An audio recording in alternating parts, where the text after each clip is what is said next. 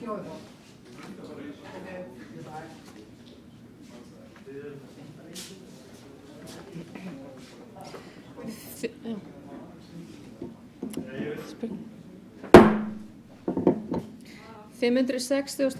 fundur bæjarstjórnar Reykjanesbæjar settur en fundurinn haldinn á Tjarnargötu 12 klukkan 5 þann 16. apríl árið 2019.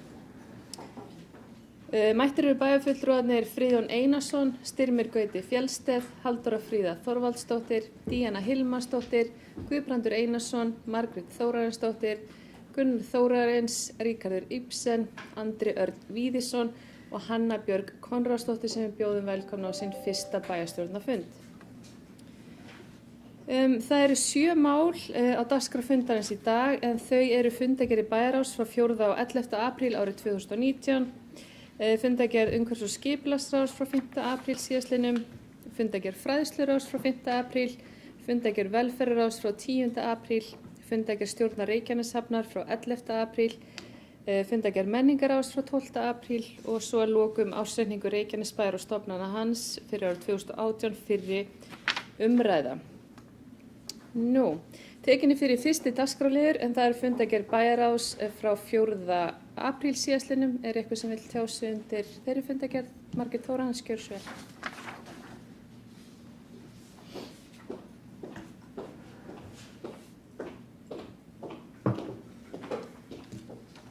Forseti bæjarstjórnar og aðrir viðstaddir, ég kem hér undir lið 4 bæjarráðs frá 11. apríl vegna reglur birtingu gagna. Ég fagna þessu nýju reglum. Það auka gagnsæi í stjórnsýslu bæjarins sem ég tel ekki vanþörf á og ég óska að þetta sé bókað.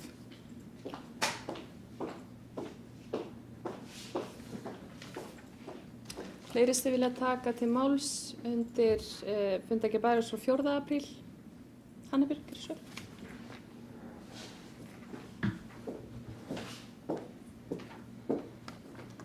Virðulegi forseti, ég kem hér upp undir fundargerð bæjarráðs frá 4. apríl undir lið 1 menningarstefnu Reykjanesbæjar og fagna ég þeirri stefnu sem hér hefur verið lögð fram.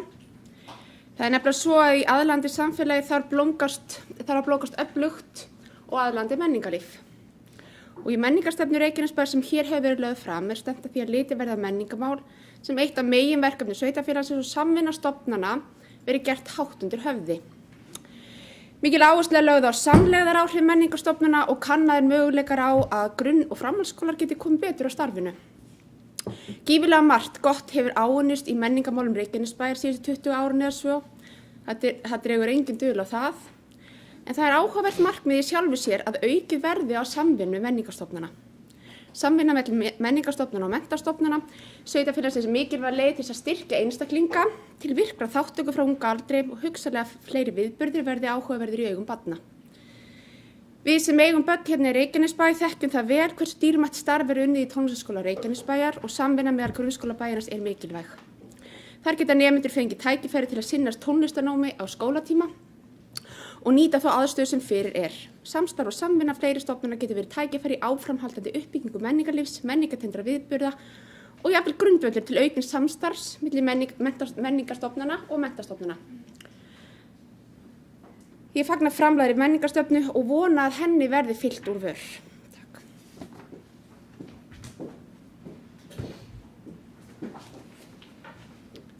Fleiri sem eru komendir? Jú, ég meg taka til máls undir 11. apríl líka, gjörðu svo vel Andi.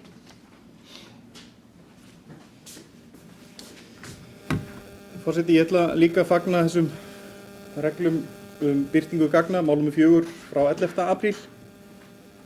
Mér finnst þetta bara mjög jákvætt og gott framfaraskref í þessum málaflokki. Reykjanesbær hefur lengi birt fundargerðir á vefnum eins og við þekkjum og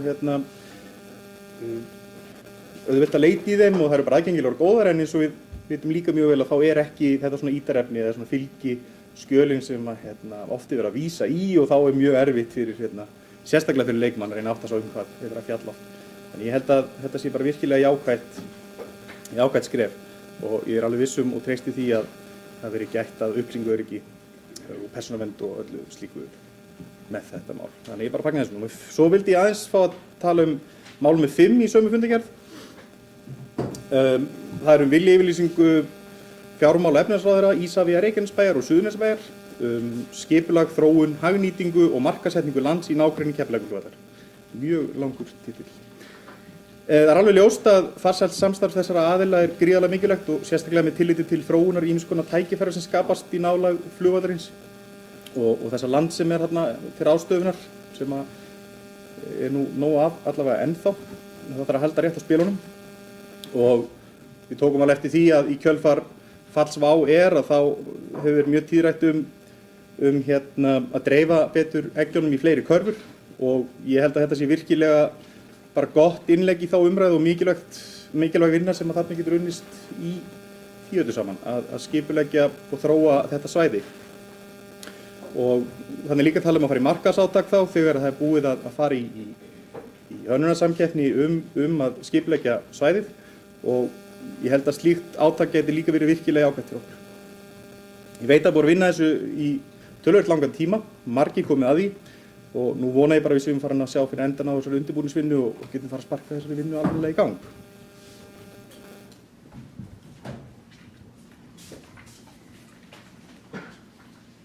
Fyrir þetta, Andri. Hver fleiri sem vilja tjá sig undir fundargerðarlið bæjarráðs frá 4. og 11. apríl? Þeir sem geti samþykkt fundargerðina vinsamlega skeiðmerki. Og það samþykkt með öllum greiddum atkvæðum. Nú þá tökum við fyrir næsta lið sem fundargerð umhverfis- og skipulagsráð frá 5. apríl og að venju eru nokkri liðir sem við þurfum að samþykja sérstaklega.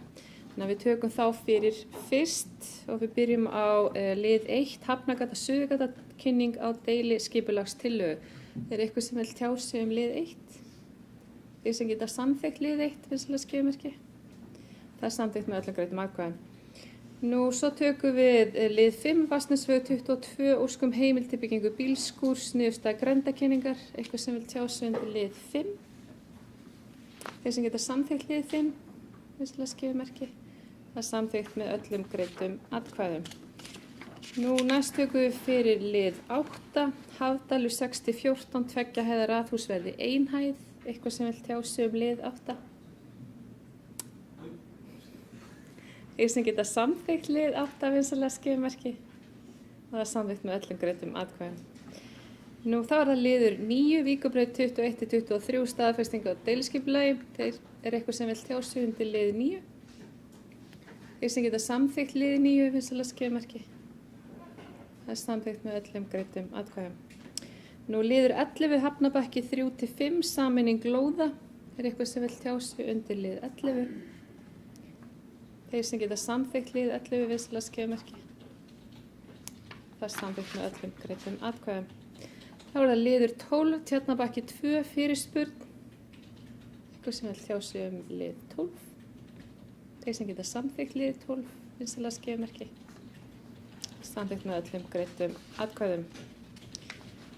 Nú þá ber ég upp fundargerð umhverfis- og skipulagsráðs að öðru leyti. Eitthvað sem vil tjá sig fundargerðina? Þeir sem geta samþykkt fundargerðina að öðru leyti vinsamlega skeiðmerki. Það er samþykkt með öllum greiddum atkvæðum. Nú þá tekur við þriðji liður sem fundargerð fræðsluráðs frá 5. apríl síðastliðnum. Er eitthvað sem vil tjá sig fundargerð fræðsluráðs? Margrét Þórhallsdóttir, gjörðu svo vel.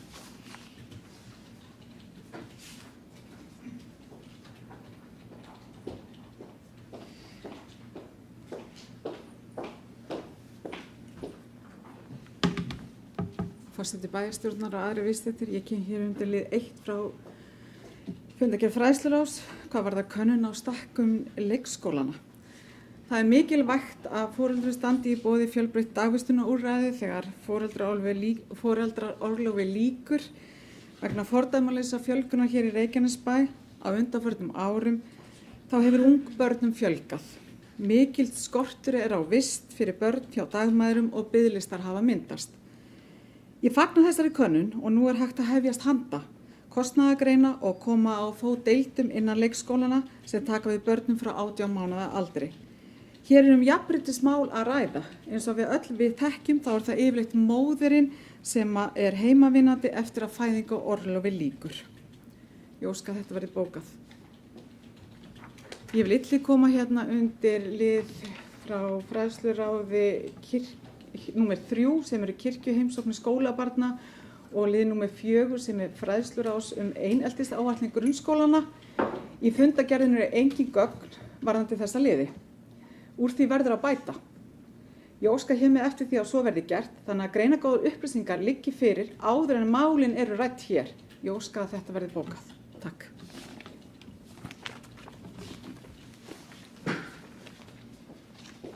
Og það Margrét Andrea, gjörðu svo vel.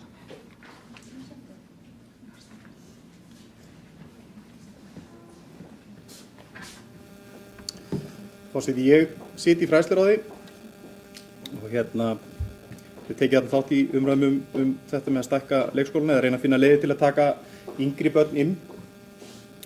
Það er mikil samstaða þetta í ráðinu, bæði meðal kjörinna fulltrúa, áheyrna fulltrúa, embættismanna og allra. Það er allir mjög viljugir að finna leiðir og eins og kemur fram í fundargerðinni var fræðslustjóra farið að fara í það að finna kostnaðarmat á þessum leiðum sem við fundum, eða svona sjáum allavega tækifæri í. Það var þannig, og það sést í fundargögnunum, að við köllum eftir upplýsingum frá skólastjórnendum, bæði kalla eftir bara þeirra svona sjónarhorni á þetta og sömuleiðis hvort það séu tækifæri til að stækka leikskólana, því það er auðvitað misjafnt eins og við þekkjum milli leikskóla, hversu gamlir eru, hvaða möguleikar eru á lóðum með að bæta við kálfum út í það farið og svo framvegis. Og það lítur út fyrir mér að minnsta kosti að það sé svona nokkuð veginn hægt að stækka einn leikskóla í hverju hverfi. Keflavík, Ytri-Njarðvík, Innri-Njarðvík, Árskóla. Það reyndar ekki upp Árskóla. Þannig að þarna er heldur bara mjög jákvæð umræða og vinna í gangi sem við höldum áfram með og ég treysti því að kostnaðarmatið liggi fyrir bara næsta fræðslufundi strax. En til lengri tíma litið þá held ég að við ættum nú að hafa þann metnað að reyna stefnuna þá enn yngri. Jafnvel nýri þá 16 mánuði eða eitthvað svoleiðis.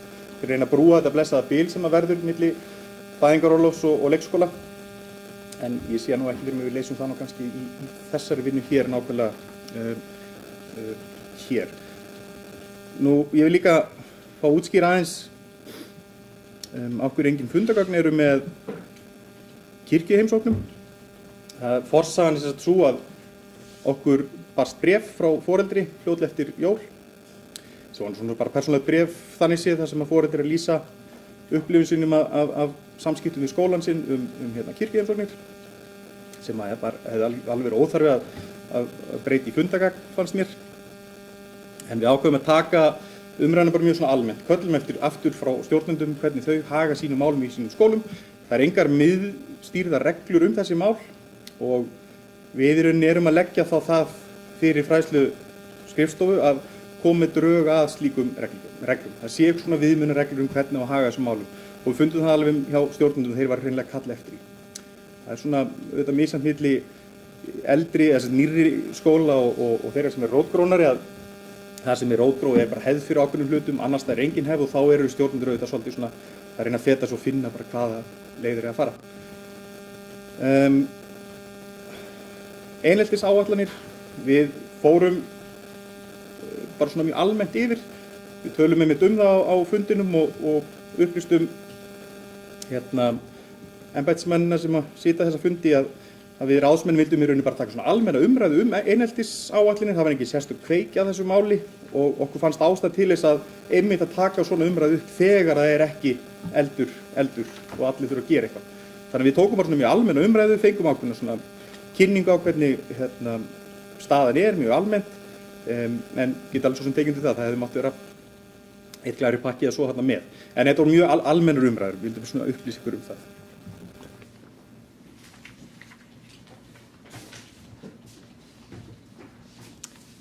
Fleiri sem vilja tjá sig fundargerð fræðslurans. Guðbrandur Einarsson, gjörðu svo vel.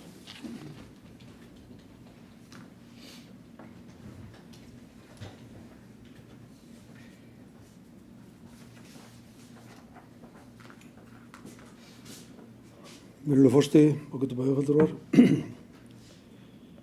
Já, ég vil fá að tæpa á þessum tveimur málum sem að þarna var rætt og lýsi bara ánægju minni með að þessi hluti skulu vera dagskrár fræðsluráðs. Við erum með samfélag sem að breytast mjög mikið. Bæði að flytjast hingað fólk sem er ungt og að eignast mikið af börnum, þannig að samfélagið okkar frekar ungt samfélag.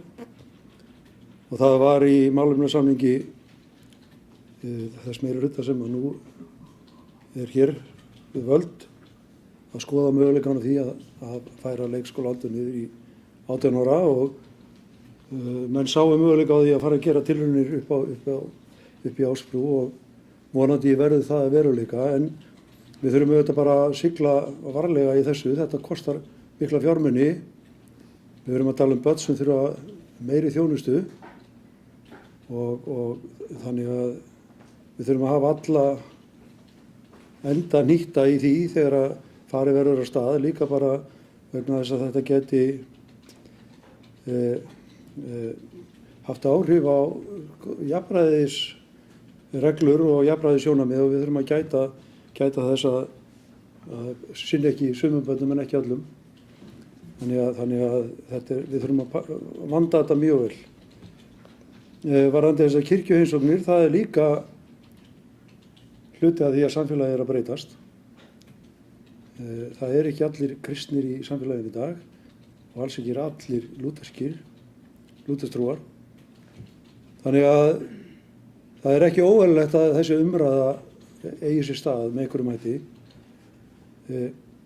Og mér finnst það bara hollt og ég bara vil hrósa fræðsluráði fyrir að taka þetta til umræðu og umfjöllunar, því að það þurfi auðvitað að skoða þetta eins og bara alla aðra hluti. Það í ljósi þess að samfélagið okkar tekur verulegum breytingum og hér ríkja mörg trúarbrögð. Og það getur verið erfitt fyrir lítið barn sem á foreldra sem ekki aðhyllast lúterstrú að vera skilið eftir þegar það að fara í heimsóknir út í bæ. Þannig að það þarf líka að horfa á sjónarmið barnsins í þessu.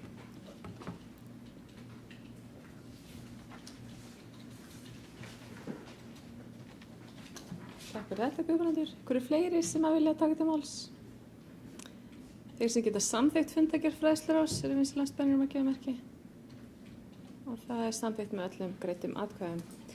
Þá tökum við fyrir fjórðalið sem fundargerð velferðarráðs frá 10. apríl.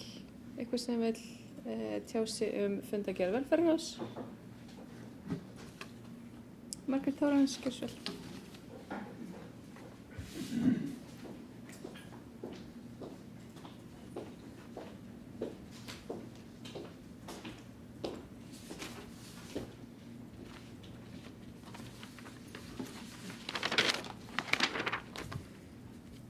Ég kem hér undir lið númer 1 frá fundargerð velferðarráðs vegna áfengis- og vímuefnaneyslu. Ég fagna virkilega þessari skýrslu. Hún vel unnin. Forvarnir eru besta vörnin til að halda unglingum frá áfengis- og vímuefnaneyslu.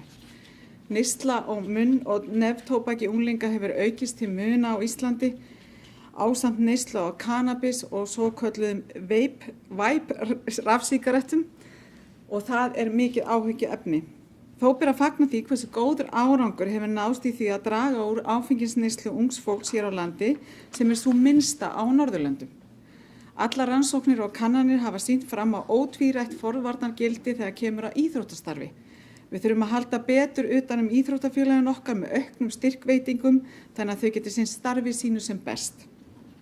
Einnig þurfum við að efla forvarnir í skólum en rannsóknir hafa sýnt fram á það að þeim unglingum sem líður vel í skóla eru ekki eins líklegir til að neyta vímuefna eins og þeim sem finna sig illa í skólastarfinu. Gerum skólaumhverfið í Reykjanesbæ að enn betri vinnustað fyrir alla. Ég óska að þetta verði bókað. Síðan ætla ég að koma hér undir lið 2 og það hvað varðar notendastýrða persónulega aðstoð. Ég fagna þessu, en mikilvægt að við framfylgjum þeirri lagaskyldu sem okkur ber að veita þessa mikilvægu þjónustu. Jafnframt langar mig að koma undir lið númer 4 í fundargerð velferðarráðs starfsáætlun sviðsins. Þetta góð skýrsla og greinilegt að mikil vinna hefur verið lögð í hana og ég vil þakka fyrir það. Síðan vil ég koma hér undir lið númer 3, notendaráð fatlaðs fólks. enn og aftur, og ég segi enn og aftur, gerist það að í fundagerðum eru engin gögn undir ákveðnu liðum. Meirihlutin verður að vanda betur til verka í þessum efnum. Ég óska hér með eftir því að fá upplýsingar varðandi notendaráð fatlaðs fólks sem er liður númer 3 í fundagerð frá velferðarráði. Ég óska eftir því að þetta verði bókað. Síðan ætla ég að koma hér undir lið númer 6 frá velferðarráði. Það er fundagerð samtakahópsins frá 28. mars. Ég fagna þessari skýrslu sem er vel unnin og ég vil þakka hópnum fyrir gott starf. Síðan við einnig koma hér undir lið númer 7 frá velferðarráði. Það er hvað varðar mæla borð velferðarsins og tölulegar upplýsingar. Það er mjög gott að fá þessar upplýsingar sem eru margt fróðlegar og eiga eftir að koma að góðum nótkum. Ég þakka velferðarsviði fyrir velunna skýrslu. Takk fyrir.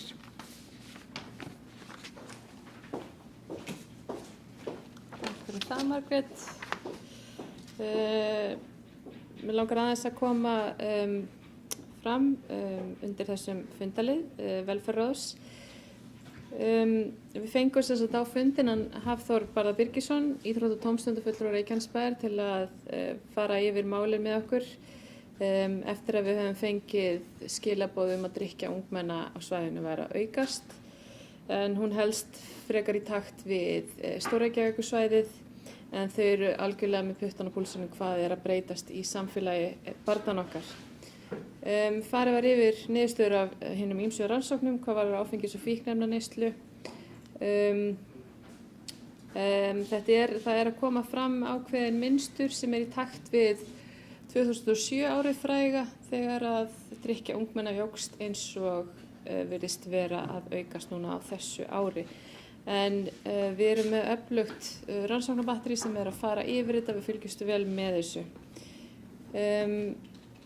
Við munum stofna núna fljótlega lýðheilsuráð Reykjanesbæjar sem að fer meðal annars yfir þessi mál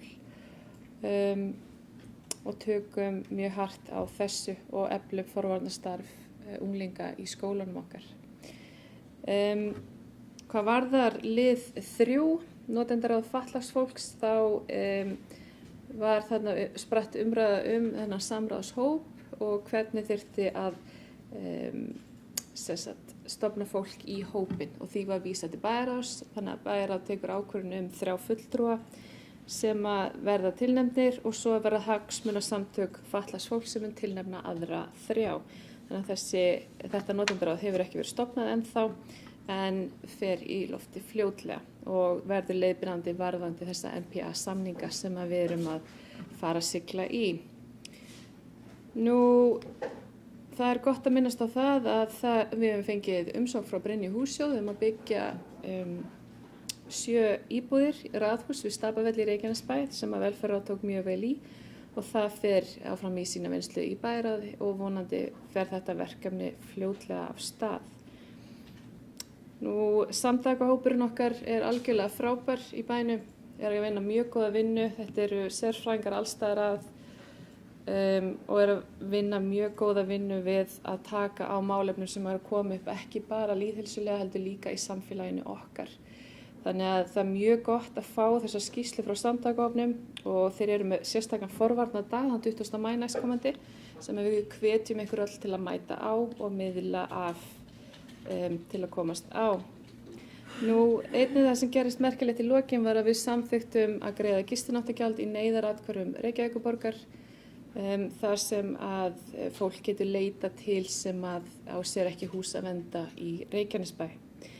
Þetta var svona helsta, svo fór Hera Ósk sviðsstjóri velferðarsviðs yfir mælaborð frá janúar til mars og tók þar fram að það er ekki komin ábyrrandi teikn á lofti varðandi fall WOW ennþá en við erum öllu búin að tækla það þegar að því kemur.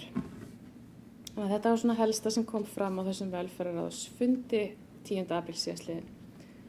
Einhver annar sem vil Guðbrandur Einarsson, gjörðu svo vel. Svo bara að fá að vera á síðast. Já.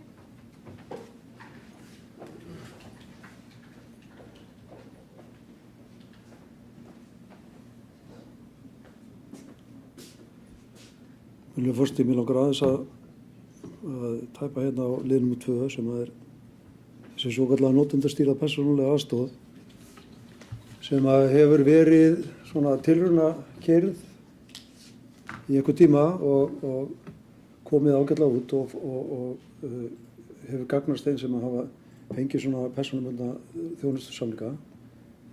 Nú er búið að lögfesta að þetta sé verkefni sveitarfélaga að sinna því og það er voðalega gott og auðvelt fyrir ríkisvaldið og Alþingi að setja lög sem að skuldbinda sveitarfélögin til þess að veita ykkur ákveðna þjónustu en á sama tíma er óskýrt hvaða fjármunum muni fylgja. Og þegar við erum að tala það að við erum að gera það sem okkur ber, vissilega eigum að gera það sem okkur ber, en sveitarfélögin verða að standa fast á því að ríkisvaldið seti ekki lög sem íþyngi sveitarfélögunum, nema þá að tilkomi fjármunir sem að gera það verkum að sveitarfélögin geti sinnt þeirri þjónustu sem að verið að lögbinda þau til þess að sinna. Við höfum að vera tilbúin til þess að fara í slag við ríkisvaldið og Alþingi það að við fáum þá fjármuni sem þarf í til þess að sinna þessari þjónustu.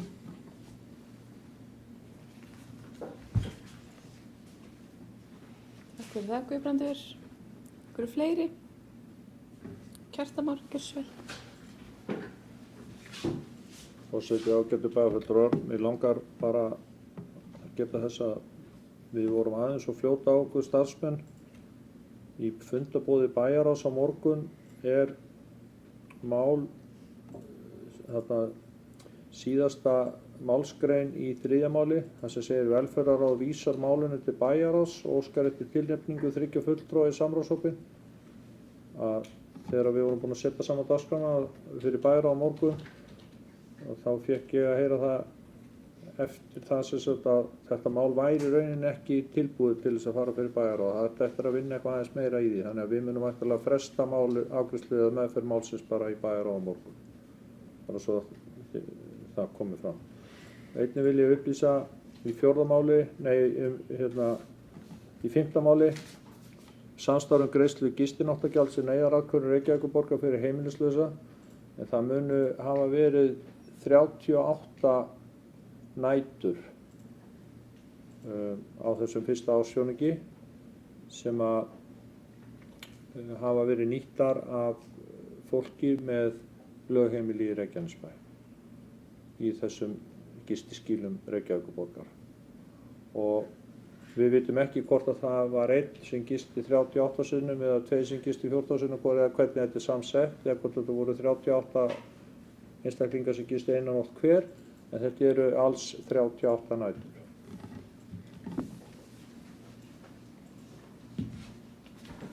Takk fyrir það, Kjartan Már. Einhverju fleiri?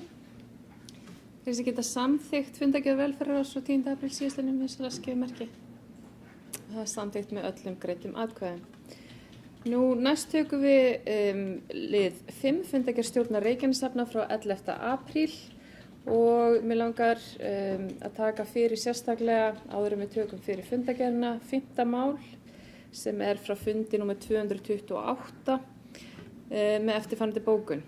Bæjarstjórn Reykjanesbæjar samþykkir hér með að veita einfalda ábyrgð vegna lántöku Reykjaneshafnar hjá Lánasjóði sveitarfélaga að fjárhæð 30 milljóna króna til 7 ára í samræmi við samþykkta skilmála lánveitingarinnar sem liggja fyrir fundinum. Ábyrgð þessi er veitt samanber heimild í 1. málsgrein 69. grein sveitarstjórnarlaga nr. 138 frá 2011 og veiti sveitarstjórnin Lánasjóðnum veð í tekjum sínum til trygginga þeirri ábyrgð samanber heimild í 2. málsgrein 68. grein sömu laga. Ábyrgðin tekur til greiðslu höfuðstóls láns þessa ásamt vöxtum og verðbætum auks hvers kyns innheimtu kostnaðar. Lánið er tekið til endurfjármögnunar afborgana af lánum Reykjaneshafnar sem fellur undir lánshæf verkefni samanber 3. grein laga stofnun opinbers hlutafélags Lánasjóð sveitarfélaga nr. 150 frá árinu 2006. Bæjarstjórn Reykjanesbæjar skuldbindur hér með sveitarfélagi sem eiganda Reykjaneshafnar til að selja ekki eignarhlut sinn í Reykjaneshöfn til einkaaðila í heild eða hluta fram til þess tíma að lán þetta er að fullu greitt. Fari svo að Reykjanesbær selji eignarhlut í Reykjaneshöfn til annarra opinberra aðila, skuldbindur Reykjanesbær sig til að tryggja að samhliða yfirtaki nýr eigandi ábyrgð á láninu í hlutfalli við eignarhlut sinn í félaginu. Jafnframt Kjartanum á Kjartansinni kennitala 14.05614879 veitt fullt og ótakmarkað umboð til þess að samþykkja fyrir hönd Reykjanesbær veitingu ofangreindrar ábyrgðar og veðsetningar og til þess að móttaka, undirrita og gefa út og afhenda hvers kyns skjöl, fyrirmæli og tilkynningar sem tengjast veitingu ábyrgðar þessar. Eitthvað sem vil taka til máls undir þessum lið? Eitthvað sem vil tjá sig fundagerð Reykjaneshafnar á öðru leyti? Ríkar Rýpsen, gjörðu svo vel.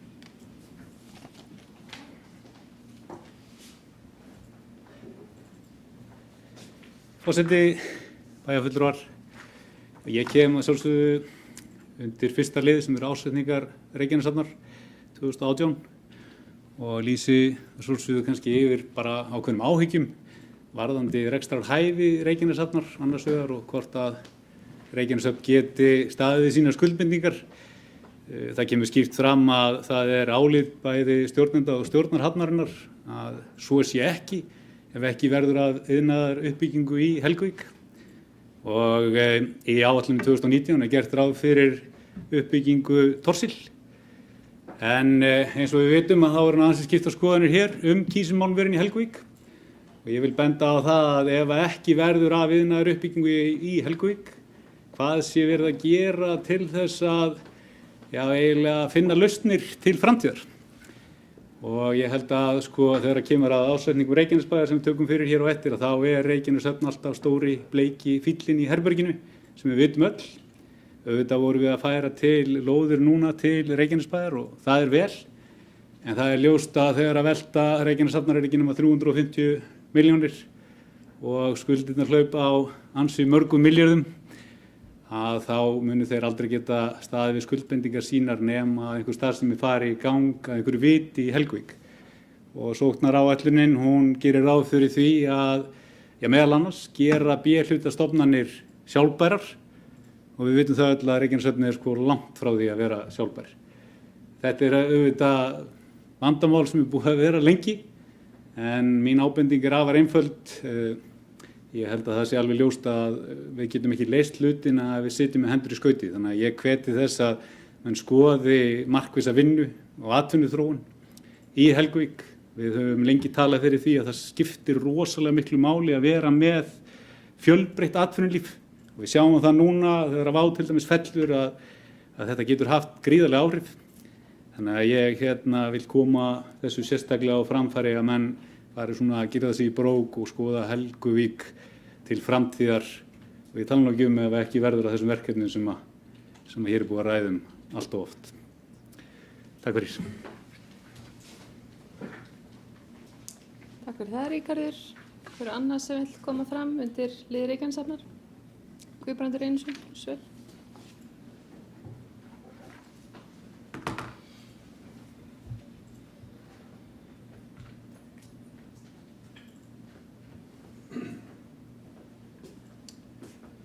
Virðulegur forseti, ég held að við deilum öll þessum áhyggjum bæjarfulltrúa Ríkharðs neikvæða afkomu hafnarinnar. En ég verð þó að minna það hér að svo afkoma sem hér núna sýnd svo besta í áratugi. Hún hefur aldrei ekki lengi vel verið svona góð. Menn hafa verið að sýna neikvæðan rekstur upp á fleiri 100 milljónir í mörg ár. Og þetta eru þær aðgerðir sem að gripið var til þess að lagfæra stöðu hafnarinnar. Það ekki víst að þær dugi til og mér sýnist nú á og hef upplifað það í samtölum við þá sem að stjórna höfninni að höfnin þoli það að skulda milljarð til þess að geta staðið undir vaxtaberandi skuldum. Og það þarf kannski að koma inn á þann stað með einhverjum hætti. Okkur greinir greinilega á hvort við ætlum að bjarga höfninu með því að fara að byggja álver og kísilver. En það er bara annar handleikur. Við erum búin að samþykkja það í meirihlutanum að skora á þessi fyrirtæki að láta af áformum sínum uppbyggingu og við stöndum við þá áskorun, burtséð frá því hvort að höfnin er í taprekstri ekki. Þetta er bara fortíðarmál sem að þarf að leysa, eitt af mörgum. Það eru mörg fortíðarmálin sem við þurfum að leysa og höfum verið að leysa. Við erum komin vel á veg með mörg þeirra og flest þeirra. Þetta er eitt af því sem við erum ekki búin að klára, en ég ætla ekki að samþykkja það að veri gert með því að fjölga þarna eða byggja þarna fullt af kísilver. Takk fyrir þetta, Guðbrandur. Hanna Björk, kjörsvel.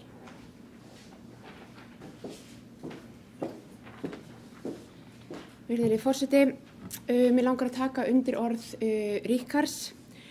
Það er öllum kunnugt að rekstur Reykjaneshafnar er mjög þungur.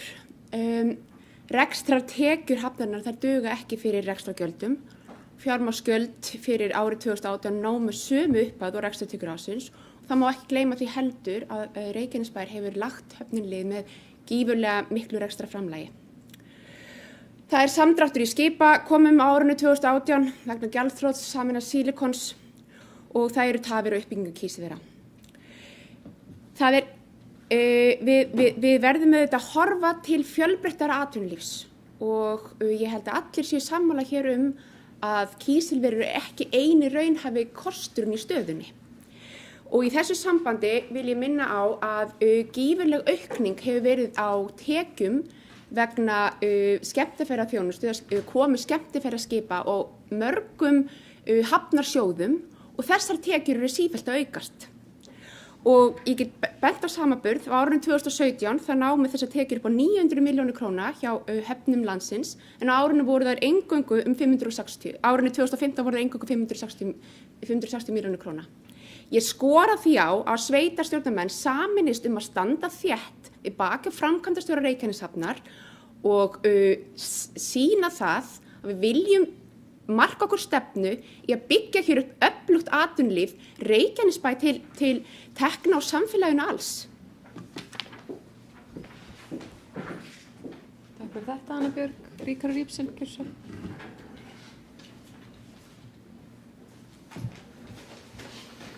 Forseti, bæjarfulltrúar.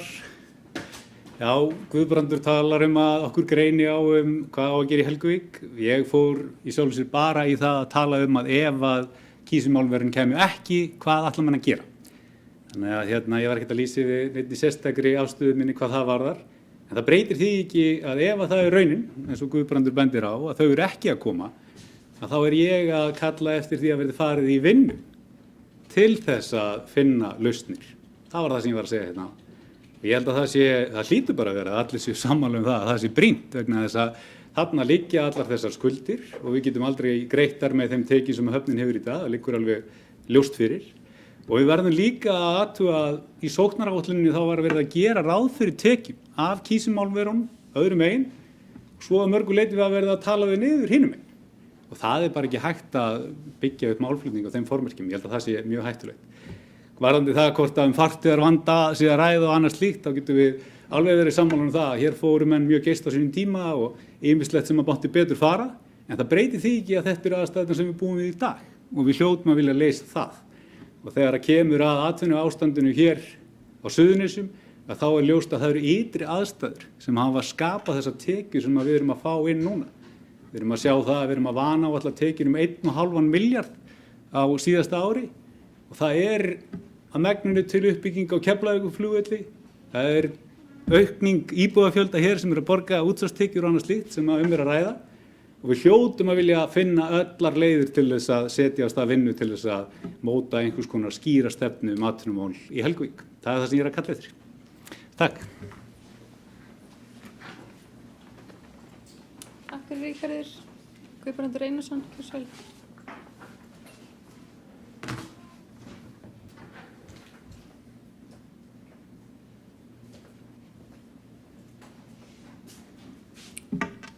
Mjög forseti, Ég og bæjarfulltrúinn erum sammála um það að við þurfum að leggjast á eitt að gera eitthvað sem að gera það að verkum að höfnin verði sjálfbær.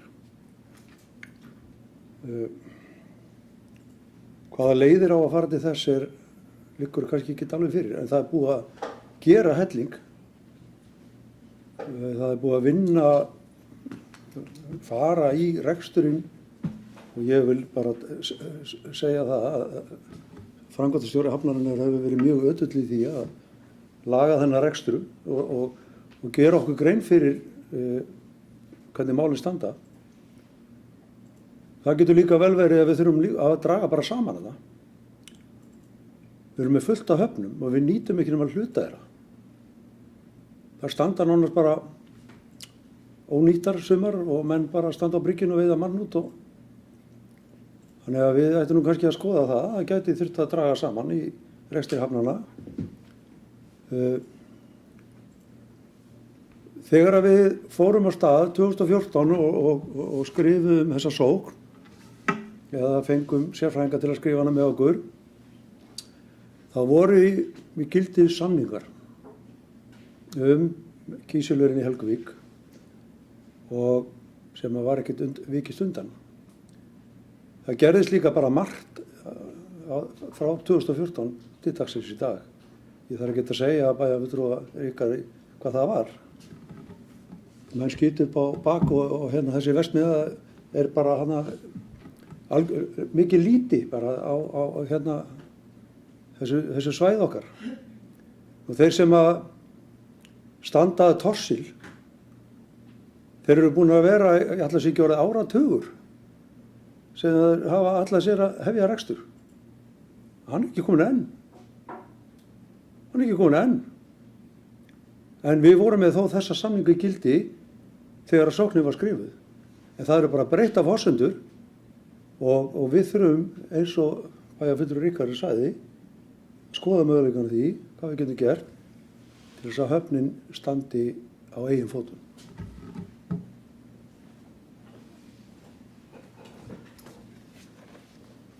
Takk fyrir þetta, Guðbrandur. Fríðan Einarsson, Sveinn.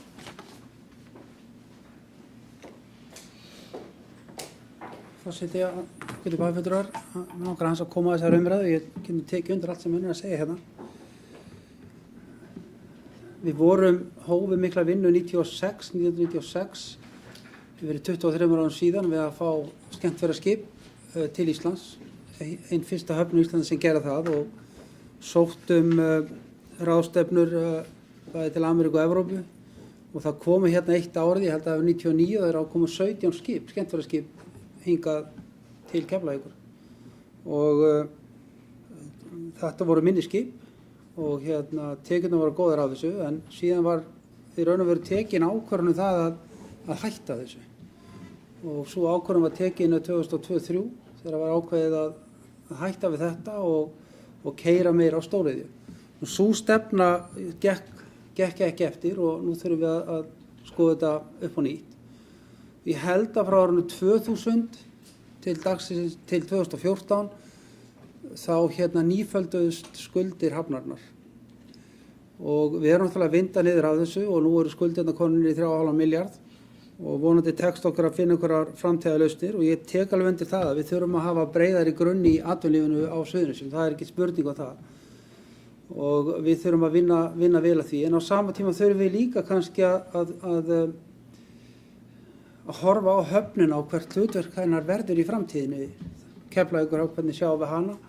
Við vorum nýverið nokkrir bæjarfulltrúar á fundi með Landhelgisgæslunni. Það eru möguleikar að samstarfa við Landhelgisgæsluna og það gildir líka með Helguvík. Við höfnina þar, það er að fara fram mikil uppbygging þar á vegum hersins eða NATO og sem mun því að meiri tekjur fyrir okkur. En til framtíðar litið þá náttúrulega gengur þetta ekki upp. Höfnin stendur undir hefðbundum rekstri en ekki mikið meiri það. Þess vegna erum við að vinna núna í skipulagsbreytingum sem vonandi verða kynntar á næstu mánuðum þar sem við munum sérstaklega opna möguleika á betri vinnu varðandi atvinnumál á Suðurnesjum og mynda sterka starfshópa sem vinna að þessum málum. Það er áhugavert sko að stjórn hafnarinnar var lengi vel eftir 2003 voru atvinnumál Reykjanesbæjar sett á stjórn hafnarinnar. Við munum það að það var sérstök nefnd, atvinnumálanefnd sem var hérna til starfa hérna til margra ára, í mörg ár. En síðan var hún lögð af og frá 2002 fékk höfnin það hlutverk að vera atvinnumálanefnd Reykjanesbæjar. Nú við ætlum að breyta því að þetta hefur ekki gengið eftir og reyna að finna þá betri og langbærandi lausnir og ég hef fullt að trú að við getum það í góðu samráði og þetta náttúrulega liggur kannski ekki síst á stjórn hafnarinnar að finna lausnir þar sem þau geta ráð við en ég held að allir bæjarfulltrúar þurfa að leggja haus í bleyti og vinna saman að finna nýja lausnir sem við getum styrkt atvinnulíf hérna til framtíðar.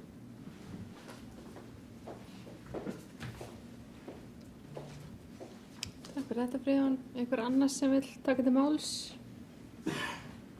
Þeir sem geta samþykkt fundargerð frá Reykjaneshöfn, vinsamlegast skeiðmerki, að samþykkt með öllum greiddum atkvæðum. Nú þá tekur við lið nr. 6, fundargerð menningaráðs frá 12. apríl síðastliðnum. Einhver sem vil taka til máls undir lið 6? Þeir sem geta samþykkt lið 6, vinsamlegast skeiðmerki. Það er samþykkt með öllum greiddum atkvæðum. Nú þá tökum við fyrir lið 7 sem er ársreikningur Reykjanesbæjar og stofnana hans frá 2018 fyrri umræða og ég ætla að bjóða bæjarstjóranum okkar, Kjartan Má Kjartanssyni, að fara yfir þann lið. Forseti ágætu bæjarfulltrúar, já. Við erum hér að leggja fram ársreikning 2018 til fyrri umræðu í bæjarstjórn Reykjanesbæjar en aðeins til upplýsinga af því að hér eru bæjarfulltrúar sem er að taka þátt í þessu ferli í fyrsta sinn að þá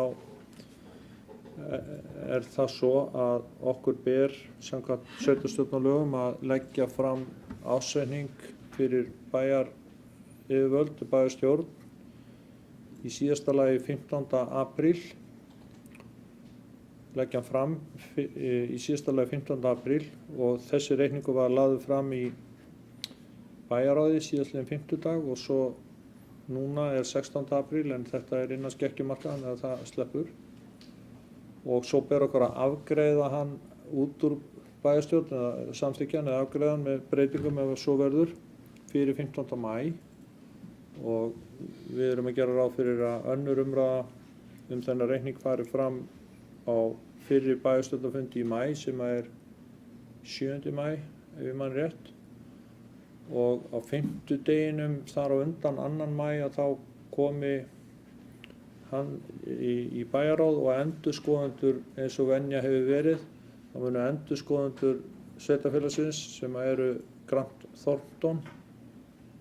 Þeir munu koma í bæjarráð og fara yfir og svara spurningu bæjarfulltrúa.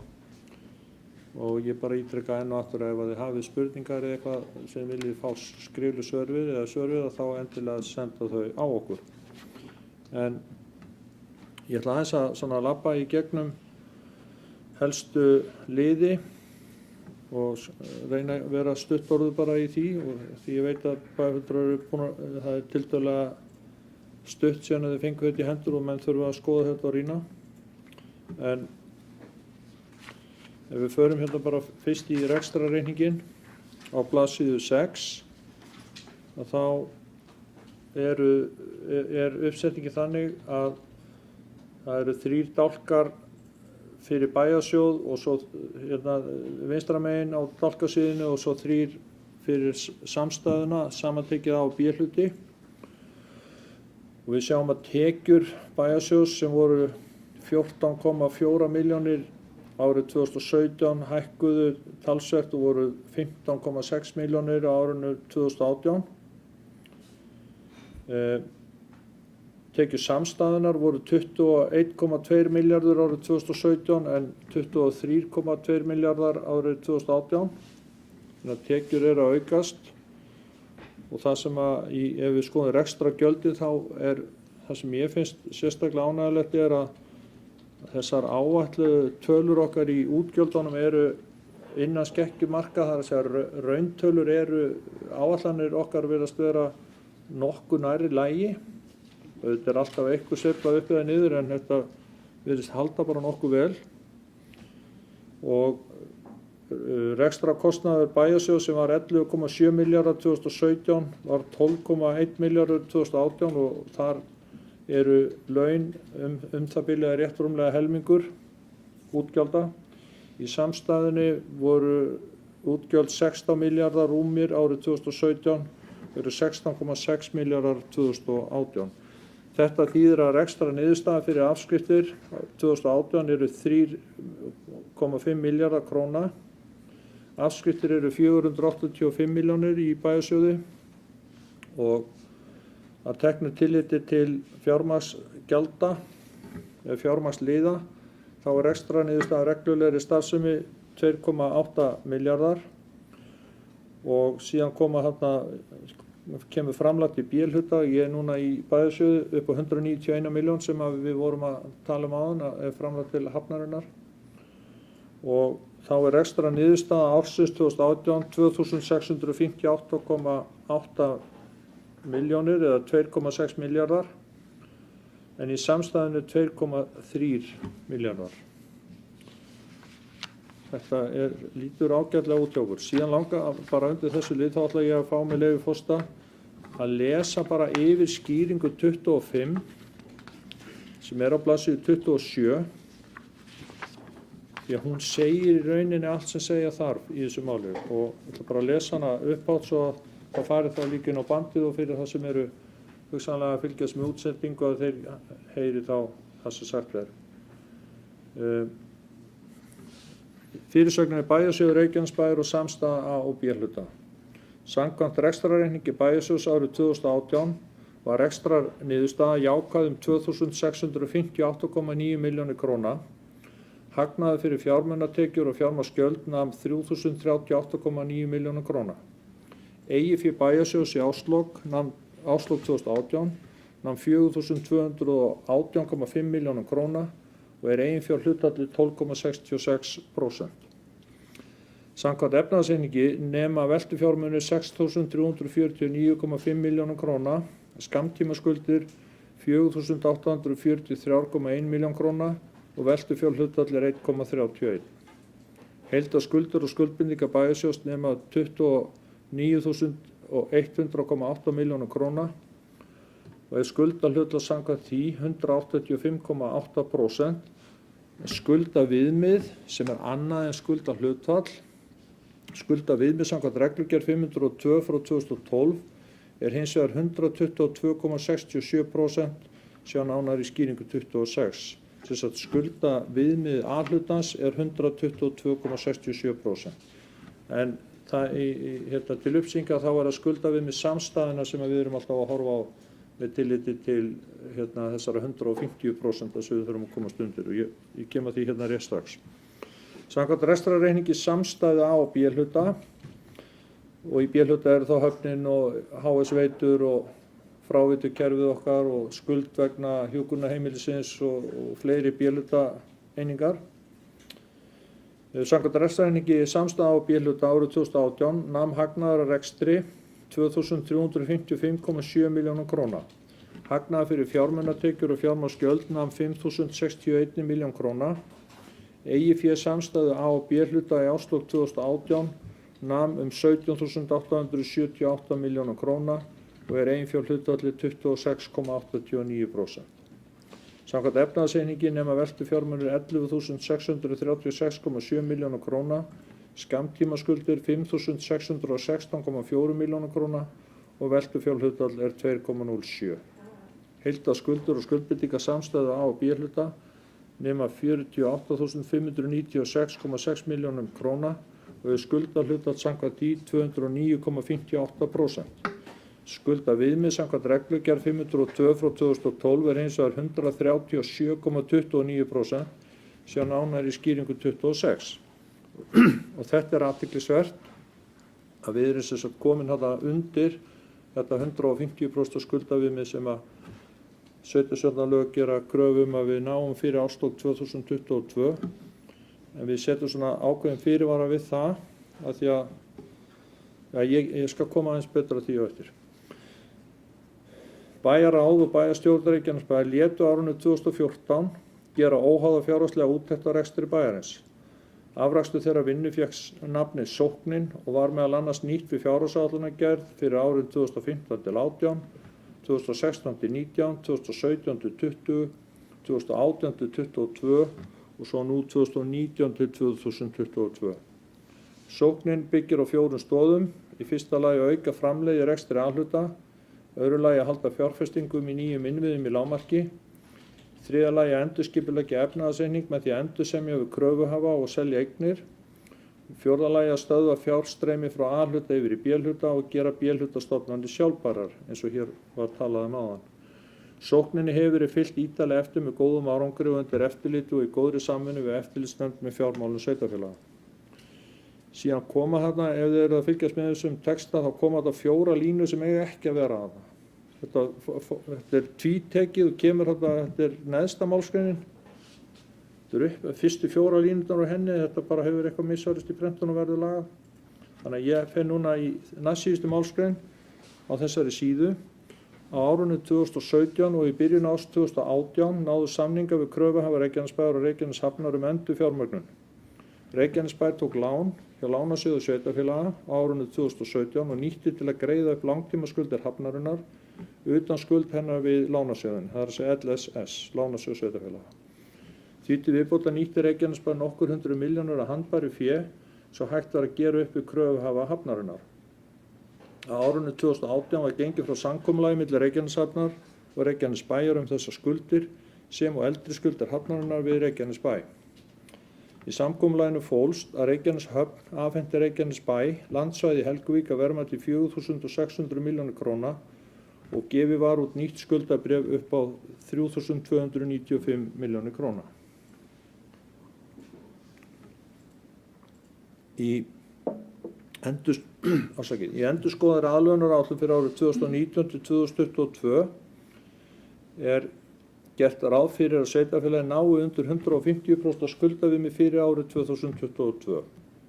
Með breytingum sem gerða voru árið 2018 á reglugerð 502 frá 2012 fjárhagsleg viðmið og eftirlit með fjármálum sveitarfélaga, þar sem heimild var veitt til að draga veltu fjármuni frá heildarskuldum og skuldbindingum, þetta er nýmæli, er ljóst að útreikna skuldaviðmið mun lækka tímabundið hraðar þar sem sveitarfélagið hefur verið að safna fé til að eiga fyrir fyrsta áfanga nýs grunnskóla í Stapakörfi. Þegar þessu fé hefur verið ráðstafað er gert ráð fyrir að skuldaviðmiðið hækki tímabundið aftur en verði varanlega komið undir 150% skuldaviðmið fyrir árslok 2022. Þetta þýðir í stuttu máli það ágætu bæjarfulltrúar að áður mátti taka hreint veltufé og draga það frá skuldum. Það er að segja skammtímaskuldir mínus það fé sem við áttum, veltufjármuni, og ef við áttum, segjum, 1.000.000 í veltufjármuni og skulduðum 900.000, þá var það 100.000 krónur sem mátti taka frá, eða mínusa frá skuldunum, en núna má taka alla milljónina frá. Það er breyting sem var gerð á reglugerðinni síðastliðið sumar og hefur verið kynnt í bæjarráði og farið yfir. Nú, síðasta línan á þessari blaðsíðu í árslok 2018 ríkir áfram óvissa endanlegt virði langtímakröfu Reykjanesbæjar í fjárfestingarsjóðnum ORK. Þetta er samt mál sem er á hreyfingu núna en óvíst það er búið að ganga frá sölu á forksjónum eða þar sem eignum hans sem eru einungis skuldabréfi HS Orku en það er flókið, ég ætla ekki að fara yfir það mál allt hér en við eigum von á talsverðum fjármunum út úr því en greiðandinn hefur frest til eða forksjóðurinn hefur frest til 31. ágúst á þessu ári til að gera það upp og línur munu vonandi skýrast fyrir en í síðasta lagi þá. Nú á seinni blaðsíðunni, það er að segja blaðsíðu 28, þá er framhald og kaflinn heitir Reykjaneshöfn Samkvæmt rekstrarreikningi Reykjaneshafnar nam tap ársins 43,6 milljóna króna. Samkvæmt efnahagsreikningi var eiginfé hafnarinnar neikvætt 1803,3 milljónir króna og eiginfjárhlutfall hafnarinnar neikvætt sem nemur 70,7%. Skammtímaskuldir eru 415,4 milljónir króna í árslok. Veltufjármunir í árslok eru 277,8 milljónir króna og veltufjárhlutfall 0,67. Handbært fé frá rekstri á árinu 2018 var 296 milljónir króna. Í fjárhagsáætlun ársins 2018 var gert ráð fyrir tekjum af uppbyggingu kísilvers Thorsil ehf. Á iðnaðarsvæðinu í Helguvík. Ekkert varð af þeirri uppbyggingu en stefnt að henni árið 2019. Gert var ráð fyrir þessari uppbyggingu í rekstraráætlunum komandi ára og frestun á henni hefur áhrif á áætlað tekjustreymi hafnarinnar í framtíðinni.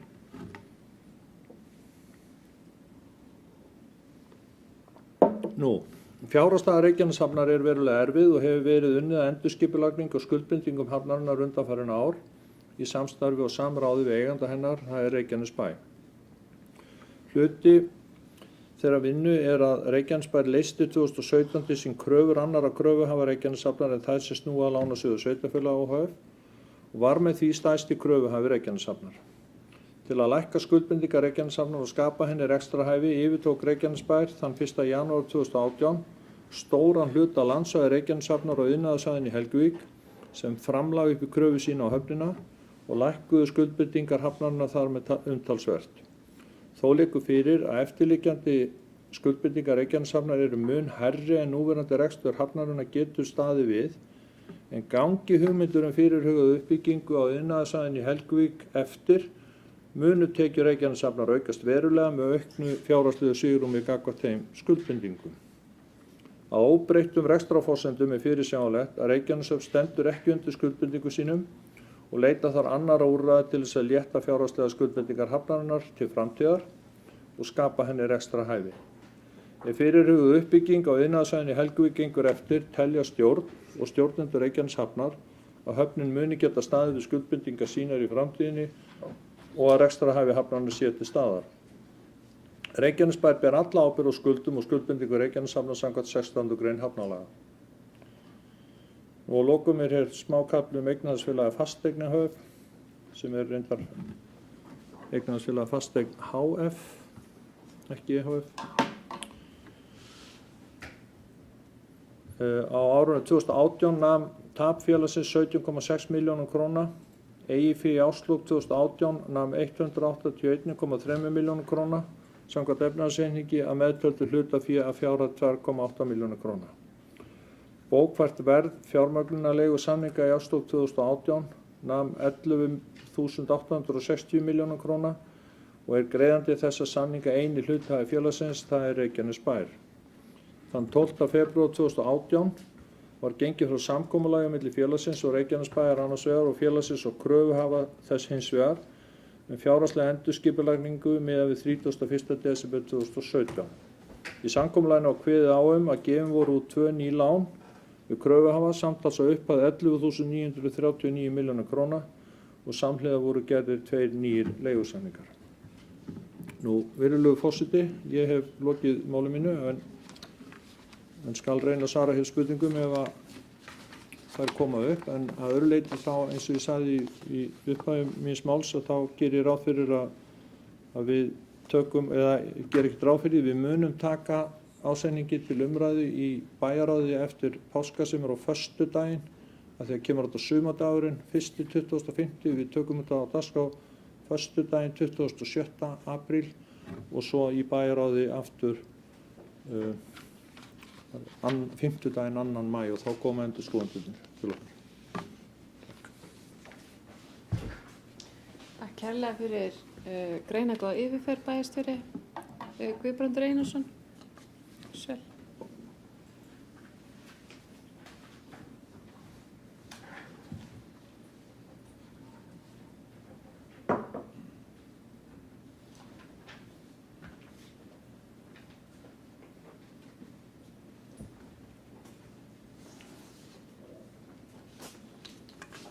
Þá erum við að sjá ársreikning fyrir síðasta ár sem að í mínum huga er mjög hagfelldur fyrir okkur.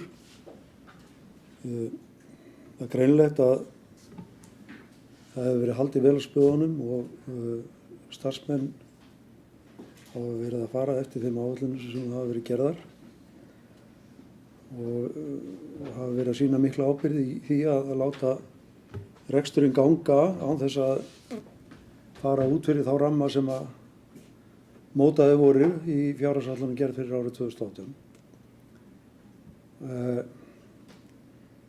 Þetta gerist þrátt fyrir það að hér er veruleg íbúafjölgun og maður hefði haldið að í samhliða þeirri fjölgun værum við að sjá aukin útgjöld. En það hefur einnig verið bent á það að menn hafa verið að geta, bara eins og Æslandir er að nýta sætin í flugvélunum betur núna, þá höfum við getað nýtt þær byggingar sem að fyrir til staðar voru en svona það geti farið að breytast núna á næstu árum og næsta ári kannski eins og við vitum öll þá erum við að höfum farið að stað í mikla fjárfestingu sem að er inn í Njarðvík í skólunum sem þarf að rísa og það mun auðvitað hafa áhrif á möguleikan okkar til að ná niður þessu skuldahlutfalli eða skuldaviðmiði eins og reglurnar tala af því að þarna er einhvern útgjald að auka upp á 5 milljarða eða svo. En sem betur fer er staðan þessi að hingað hafa flust íbúar sem að hafa greitt til samfélagsins og auki hér tekjur sveitarfélagsins og auki þá möguleikan okkar til að standa undir þeirri þjónustu sem að okkur ber að veita og okkur hefur tekist held ég bara sæmilega í að veita þá þjónustu án þess að menn hafi verið að keyra fram úr þeim áætlunum sem að hafa legið fyrir. Það er auðvitað þegar maður skoðar þetta, tekjur eru að aukast einhver 11% á sama tíma í bæjarsjóðunum, á sama tíma og gjöldin er ekki að aukast nema 4%. Þetta skiptir auðvitað miklu máli og eykur það möguleika okkar á að framkvæma eitthvað í framhaldinu. Nú eins og bæjarstjórinn minntist hér á áðan er talsvert uppsafnað handverkfé sem að gera það verkum að við þurfum ekki eins mikið á lántöku að halda í framhaldinu en eins og þessar flóknu reglur skuldaviðmiðið segja þá gæti það haft áhrif á skuldaviðmiðið í framhaldinu. Skuldaviðmiðið er svolítið annað heldur en skuldahlutfall. Skuldahlutfallið er bara hreint og klárt munurinn eða skuldir deilt með tekjum en skuldaviðmiðið veitir heimild til þess að draga frá ýmsa þá hluti sem að við erum að vinna með eins og til dæmis bara lán á hjúkrunarheimili, lífeyrisskuldbindingar og fleira sem að má draga frá þessu og það er nú ekkert langt síðan þetta skuldaviðmið var fundið upp, einu sinni gilti bara reglan skuldahlutfall en síðan var þetta skuldaviðmið fundið upp og það hefur gert að verkum að við erum að sýna aðra tölu heldur við gerðum áður fyrr en kannski er þetta bara rétt að gera þetta svona og ég er auðvitað bara ánægður með að við séum að sjá þetta skuldaviðmið á sveitasjónum okkar vera 122% og að skuldaviðmiðið í samstæðunni sé 137. Þannig erum við komin niður fyrir þetta lögbundna skuldaviðmið sem að við höfum verið að stefna að og reikna með að ná fyrir árslok 2022. Þarna erum við að sýna tölu í árslok 2018 sem að sem að staðfesti það að hér hefur verið unnið alveg fítónskrafti við að ná þessu og við hljótum að gleiðast yfir því. Bæjarstjóri benti og á að það gæti auðvitað gæti haft áhrif að menn fara að nota þá peninga sem eru konur í skúfuna í að byggja Stapaskóla og handbærfé muni þá minnka. En hann benti jafnframt á það að það væri óvissa í málum Forksjóðsins sem heldur á eignarhlutnum í HS Orku sem gæti verið að skapa okkur talsverða fjármuni sem gæti auðvitað komið á móti þessu handbærafé sem að fer inn í Stapaskóla og þannig að ég bind bara vonir við að við verðum á þessu róli eins sem þetta kemur fram í framhaldinu. Þrátt fyrir að menn allir sér að fara að eyða lausafénu í byggingu inn í Stapaskóla. Og þannig þetta bara auðvitað bara að minni hyggju frábært að samstæðan sé að skila jákvæðri rekstrar niðurstöðu upp á 2,3 milljarða. Án þess að hér sé verið að beita ykkur bellibrögðum. Það er ekkert endurmat eða eitthvað slíkt sem á sér stað í þessum reikningum. Þeir eru bara hreinir og klárir. Liggja bara alveg fyrir hvað þarna er í gangi. En meiri hlutin vill leggja fram bókun vegna þessa reiknings sem er svohljóðandi: fjármál Reykjanesbæjar og réttri leið. Ársreikningur Reykjanesbæjar staðfestir að sveitarfélagið er á góðri leið með að ná þeim fjárhagslegu markmiðum sem stefnt hefur verið að undanfarin ár. Niðurstaðan er mjög hagfelld og staðfestir að sú leið sem ákveðin var í sókninni var hinn rétta leið. Tekjur bæjarsjóðs héldu áfram að vaxa og voru 15,6 milljarðar, samanborið við 14,4 milljarða á árinu 2017 og jukust í tæp 11% milli ára. Rekstrartekjur samstæðu voru samkvæmt ársreikningi 23,2 milljarðar. Rekstrargjöld bæjarsjóðs voru 12,1 milljarður samanborið við 11,7 milljarða útgjöld á árinu 2017 og nemur hækkun gjalda 4% milli ára. Rekstrargjöld samstæðu voru samkvæmt ársreikningi 16,6 milljarðar. Rekstrar niðurstaða bæjarsjóðs fyrir afskriftir og fjármagnsliði var jákvæð 3,5 milljarð króna en að teknu tilliti til þeirra er rekstrar niðurstaða jákvæð 2,6 milljarða.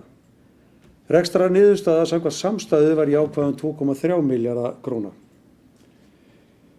Heildareignir sveitarfélagsins í samstæðu námu 70 milljörðum króna og voru heildareignir bæjarsjóðs 37,3 milljarðar króna í árslok 2017. Heildarskuldir og skuldbindingar samstæðu námu 48,5 milljörðum króna og í efnahagsreikningi bæjarsjóðs voru skuldir og skuldbindingar 29,1 milljarður króna í árslok 2018. Heildarskuldir og skuldbindingar samstæðu eru 48,6 milljarðar og skuldaviðmið er komið niður fyrir 150% viðmið og var 137,29 árslok 2018. Sveitarfélagið er því samkvæmt nýrri aðferðum útreikning skuldaviðmiðs búið að ná undir 150% lögbundi skuldaviðmið. Það má þó gera ráð fyrir að skuldaviðmið hækki tímabundið þegar að uppsöfnuðu handbæru fé verður ráðstafað til byggingar Stapaskóla. Í árslok 2018 ríkir áfram óvissa endanlegt virði í langtímakröfu Reykjanesbæjar í fagfjárfestingasjóðnum Ork sem heldur á hlutabréfum í HS Orku. Það má þó gera ráð fyrir að einhverjir fjármunir heimtist vegna sölu á þeim hlutabréfum sem verða þá nýttir til uppgreiðslu skulda. Það er því ljóst að Reykjanesbær er á réttri leið. Þessi árangur næst ekki af sjálfu sér og eru starfsfólki Reykjanesbæjar færðar þakkir fyrir að sveitarfélagið er að komast á þann stað að vera eitt af best reknu og sjálfbærustu sveitarfélögum á Íslandi.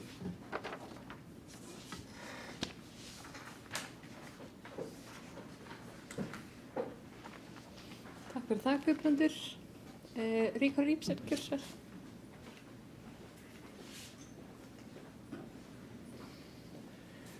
Forseti, bæjarstjóri, bæjarfulltrúar. Já, ég get ekki neita því að þetta eru ansi flottir ásetningar. Engin spurning og fagna því að við séum að sjá svona mikla tekjuaukningu hér í þessu sveitafélagi okkar og sérstaklega að við séum komin með skuldaviðmið í 122,67% undir lögbundið skuldaviðmið 150%. Og ég held meiri segja að miða við þessi títtnefndu hlutabréf eða magnabréfin svokölluðu, að þá hef ég ekki svo miklar áhyggjur af því að þó við séum að fara í innviðauppbyggingu með Stapaskóla núna framundan, að þá held ég að magnabréfin muni væntanlega koma til móts við það vegna þess að þar eru menn að tala væntanlega einhverja rúma 4 milljarða og á sínum tíma reiknuðu menn það niður í 1 milljarð held ég. Þannig að ég mjög fast trúa á það að við höldum skuldaviðmiðinu undir 150% áfram. Ég hef hins vegar meiri áhyggjur bara af atvinnumálum og ég held að það sé eitthvað sem við eigum að vera að horfa í. Rétt eins og við töluðum áðan varðandi Reykjaneshöfn, það risastórt vandamál og auðvitað erum við náttúrulega bara að tækla hlutina eins og þeir eru núna. Hvernig getum við fundið lausnir til framtíðar og við sjáum náttúrulega þetta högg eins og með WOW, þar sem að heilt flugfélag fer bara í gjaldþrot. Og meira þess að var Reykjavíkurborg að gefa það út að þeir hefðu áhyggjur af því að þeir yrðu jafnvel að einhverjum milljörðum út af falli WOW. Ég held að við þurfum sérstaklega að hlúa því að koma því í farveg að þróa einhverjar lausnir með Helguvík og ég líka minni á það að þetta getur verið fljótt að breytast og tekjuaukningin auðvitað út af mikilli íbúafjölgun og út af þessum ytri aðstæðum eins og með atvinnustíð og sérstaklega þá út frá Keflavíkurflugvelli. Þetta vitum við öll. En það breytir því ekki að menn hafa staðið sem bara mjög vel. Engin spurning. Ég held að það megi bara taka ofan fyrir bæjarstjóra og menn hafa gert ágætis hluti, engin spurning. En ég held að við verðum að passa okkur og rífa með gætni þaninn segl. Ég held að það sé svona kannski boðskapur okkar á þessari vegferð og halda áfram að gera góða hluti en aðalega leysa stóra vandamálum. Það eru þau sem við þurfum að hafa áhyggjur af. Takk. Takk Ríkharður. Gunnar Þórarins, gjörðu svo vel.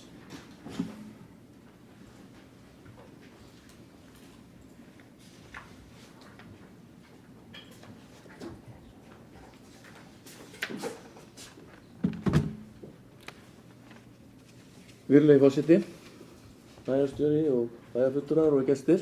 Það er gestur. Já, það er ánægjulegt að fara yfir þennan reikning, ásetning. Sýnir og sannar að við höfum unnið gott verk núna undanfarin 4 ár eða rúmlega það. Það hefur skilað okkur árangri sem að er engur líkur í öðrum sveitarfélögum sem er bara ástæða til að fagna. Ég tek undir það sem hér hefur komið fram í sambandi við atvinnumál, en við þurfum og hef alltaf verið sannfærður það nú undanförnum árum að við þurft að auka og efla svona atvinnustjórnina hérna, eða nefndir eins og hafnarstjórnina að láta hana annast þetta, það gengur ekki og við settum það markmið í upphafi síðasta kjörtímabils að setja á stofn sérstaka nefnd varðandi atvinnulífið, en það gekk ekki eftir því miður. Ég held samt að við ættum að gera það núna og tek undir það ef einhver er að tala um það, að þá tek ég undir það að það er nauðsynlegt. Varðandi Helguvík, þá er það auðvitað stórt mál. Það er auðvitað augljóst að sú stefna að setja hérna upp stóriðju hefur lent í nokkurum ógöngum. Ég hef samt trú á því að það sé hægt að setja þarna upp slíkar verksmiðjur þó við fyllum ekki höfnina eða hafnarsvæðið að þessum verksmiðjum. Þá er það að mínum að þetta hægt. Allavegna hef ég komið til Noregs þar sem að þetta er bara ofan í byggð og ekkert að. Akkurat ekkert. Nema kannski ef menn er að tala um sjónmengun, þá veit ég nú eiginlega ekki hvað það er í nákvæmlega. Byggingar eru bara að sínu leyti eins og þær eru. Og það er bara ástæða til að horfa á það. Ef þær gagnast okkur þá er það bara fínt. Nú, sko, þessi ársreikningur gefur vísbendingar að við séum komnir yfir verstu eða hæstu hæðirnar, en það er enga sigur þannig að við þurfum að halda áfram að sýna aðhald. Og við þurfum að halda áfram að passa það að við förum ekki fram úr okkur. Bara bráðnauðsynlegt. Og ég hérna með smá bókun varðandi ársreikningin 2018. Eftir kosningar í Bæjarsjóð 2014 var myndaður meirihluti sem setti sér það meginmarkmið að ná niður skuldum Bæjarsjóðs og Hafnarinnar og annarra B-hluta rekstrarreininga. Aðgerðirnar fólust meðal annars í því að auka framlegð í rekstri bæjarins, semja við kröfu lægri vexti og gera rekstur B-hluta sjálfbæran. Með sókninni, eins og aðgerðirnar voru kallaðar, náðist sá árangur sem stefnt var að ná skuldaviðmiði undir þau lögskildumörk sem sett hafa verið að ríkisvaldinu eða undir 150% í árslok 2022. Nú þegar í árslok 2018 er samkvæmt ársreikningi gert ráð fyrir að skuldaviðmið A-hluta sé 122,6%, fyrir A-hluta 127,29% og fyrir A- og B-hluta segi ég, í árslok 2018. Í áætlun sem gerð var í desember síðastliðnum er síðan gert ráð fyrir því að skuldaviðmið lækki á árinu 2019 um 4,9% og fyrir A-hluta segi ég en 5,5% stig fyrir A- og B-hluta. Gert ráð fyrir lækkun á hverju ári allt til ársloka 2022 í þessari áætlun. Og verði skuldaviðmiðið segi ég vel undir lögskildu mörkum á árunum 2019 til 2022 ef áætlanir ganga eftir. Það er því augljóst að bæjarsjóðin hefur náð verulegum árangri í rekstri bæjarins á undanförnum árum og til að halda áfram sömu vegferð þarf að ná skuldum bæjarins enn frekar niður þannig að vaxtabyrðin verði hófleg og hægt sé að sinna þeim verkefnum sem blasa við. Reykjanesbær 16. apríl 2019, Gunnar Þórarinsson. Nú, síðan er ég hérna með fyrirspurnir sem ég ætlast nú ekki til að vera svara hér og nú, en fyrirspurnir sem varða ársreikningin. Hef svo sem ekki haft tækifæri til að fara rækilega ofan í ársreikningin, en ýmislegt stakk mig samt.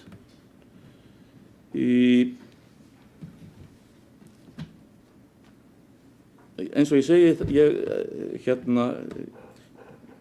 tel ekki ástæðu til þess að það verði nein umræða með þetta hér. Það er eðlilegt að því að beina þessari fyrirspurn bæði til bæjarstjóra og endurskoðenda að það sé ekki ástæða til þess að fjalla þetta frekar hér, en ástæða til þess að fá svör við þeim spurningum sem ég er hérna með.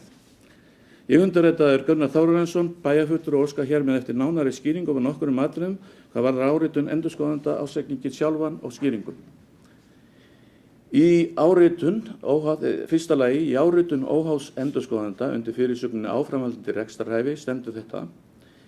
Á árinu 2018 var lögð fram aðlögunaráætlun þar sem gert er ráð fyrir að sveitarfélagið nái 150% skuldaviðmið í árslok 2022. Að því gefnu að endurskipulagningu efnahagsreiknings verði lokið á árinu 2018 sem hefur að mestu gengið eftir. Sko, á þessu orðalagi finnst mér vanta skýringar.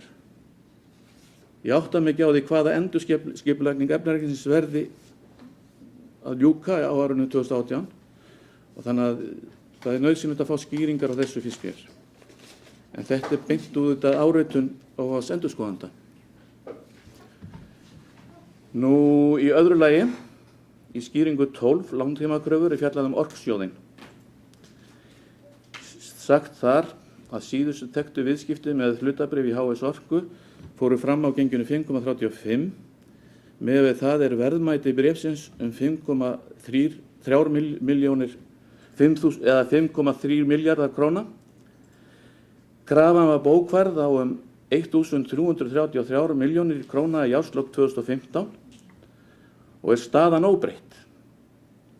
Í samkomulagi milli Reykjanesbæjar og Eignarhaldsfélagsins Fasteignar og kröfuhafa þess félags með gildistöku 31.12.2017 skjalfest að við uppgjör fjárfestingarsjóðs Orku í kröfu Reykjanesbæjar verði þeim fjármunum ráðstafað til lækkunar á skuldum Eignarhaldsfélagsins Fasteignar og við kröfuhafa.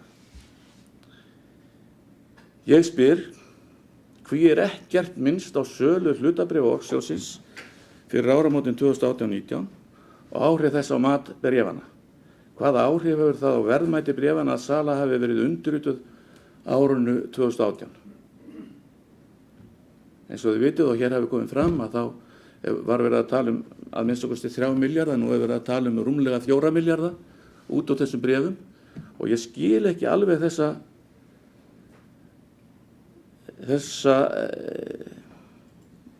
skýringu sem þarna Nú í þriðja lagi, í skýringu 25 fjárhagsstaða, þá ársniðurstaða A og B sögð 2.355 milljónir í hagnað, samanborið við útkomuspá upp á 882 milljónir, samkvæmt þessari áætlun sem við vorum með að tala áðan, sem gerð var í kringum áramótin. Áætlunin gerir hins vegar ráð fyrir að skuldaviðmið muni lækka 5,5% árinu 2019. Texti í skýringu gerir hins vegar ráð fyrir að skuldaviðmið muni nú hækka aftur. Hvað hefur breyst frá því áætlunin var gerð í desember 2018? Örfáum mánuðir. En eins og ég segi, ég ætlast ekki til að það verði farið í umræðin þetta. Það eðlilegt að menn melti þetta með sér og skoði og endurskoðanir fái tækifæri til þess að fara yfir þetta rækilega.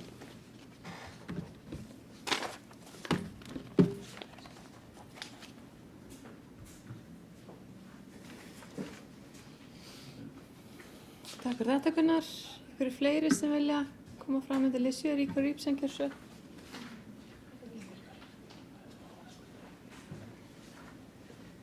Forseti, bæjarstjóri, bæjarfulltrúar. Það eitt sem að við í D-listanum þurfum sérstaklega að koma á framfæri og það náttúrulega hækkandi álögur og íbúana. Og við höfum áhyggjur af fasteignaskattinum, þar sem að fasteignamat hefur verið að hækka gríðarlega. Við sjáum það í ársreikningi 2018 að þarna eru tekjur Reykjanesbæjar 1,3 milljarðar rúmir. Menn eru að horfa í áætlanir fyrir þetta ár að sú tala geti farið yfir 1,7 milljarða eitthvað slíkt. Og ég held að ef að við erum að horfa fram á það, auðvitað þetta allt saman fín lína, að við séum að halda okkur vel undir skuldaviðmiðinu og ná að uppfylla ákveðið markmið sem að eftirlitsnefndin hefur sett okkur og annað slíkt, að þá hafi skapast tækifæri til þess að finna lausn á því að lækka fasteignaskattana enn frekar. Og ég held að það sé í svona hálfpartinn bara krafa núna í samfélaginu, okkar íbúum svíður mikið undan fasteignaskattinum og ég held að við ættum að reyna að skoða það bara alveg ofan í grunninn sko hvaða útfærslu við ætlum að hafa vegna þess að þetta hefur áhrif á ýmislegt, þetta hefur bara áhrif á samkeppnishæfni sveitarfélagsins. Þannig að við viljum svona að lokum allavega í þessari umræðu koma þessari ábendingu á framfæri og vonum að menn taki það til skoðunar. Takk fyrir. Takk fyrir Ríkar Rýpsen, Friðjón Einarsson, gjörðu svo vel.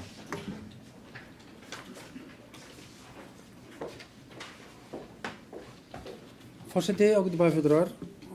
Mig langar að þakka bæjarstjóra og sérstaklega bæjarstjóra og starfsmennu fyrir gott ár 2018.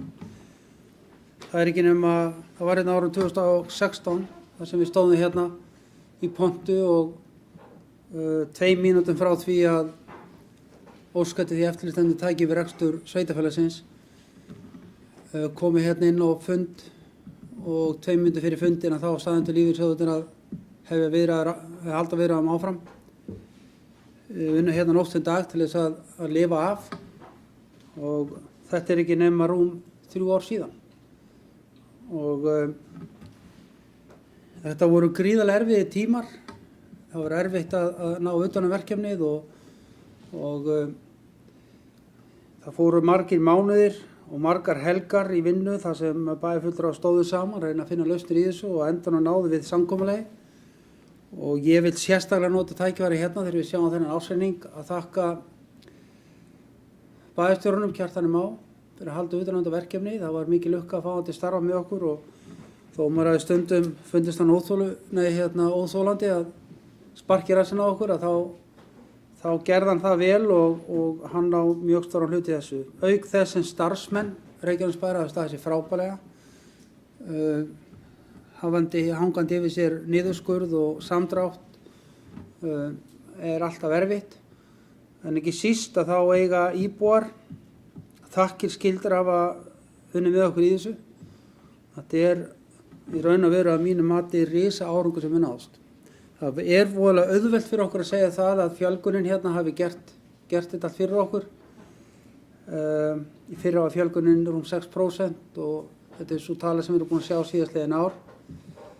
En það segir bara voðalega litla sögu að því að mér fjölgun íbúa þá þarf að koma aukna kröfur þjónustu og því fylgir kostnaður. Starfsmannafjöldi hefur nánast haldið í stað þegar horft er tilbaka síðustu 3-4 árin. Við höfum þurft að fjölga kennurum og öllu því sem lítur á aukinni þjónustu. En umfram það hafa menn bara tekið á sig stærri byrðar og staðið sig í raun og ótrúlega vel. Mjög samhentur hópur sem starfar hjá bænum á öllum sviðum og fyrir það ber svo sannarlega að þakka. Ég átti ekki vona því að þetta myndi takast á svona skömmum tíma.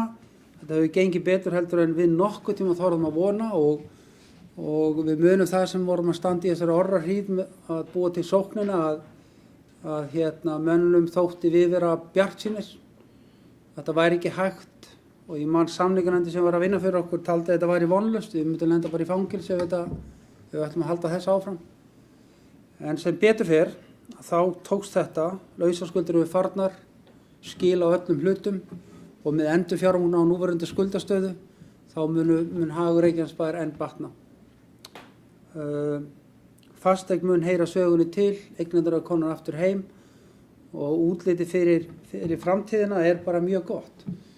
Þetta sveitafélag er eitt fárra sem var metið sjálfbært á fjármálaþingi Landssamband Íslenskra sveitarfélaga sem var mjög jákvætt að fá þær fréttir og þetta er án efa besti ársreikningur í sögu Reykjanesbæjar. Að skila hagnaði fyrir fjármagnsgjöld meira rúmlega 20% EBITDA er alveg stórkostlegt. Og þegar menn horfa á skuldahliðina hjá okkur eða gjaldahliðina á reikningnum þá sjá menn að sú áætlanagerð hefur verið í raun og veru alveg einstök og fyrir það ber að þakka starfsfólki að hafa haldið sér svona vel við áætlun. Þrátt fyrir launahækkanir og ýmis áföll að þá hefur það gengið eftir. Við höfum talað um það oft að það er auðvelt að stjórna sveitarfélagi stundum þegar illa árar. En það er kannski erfiðara að stjórna því þegar vel gengur, að halda í.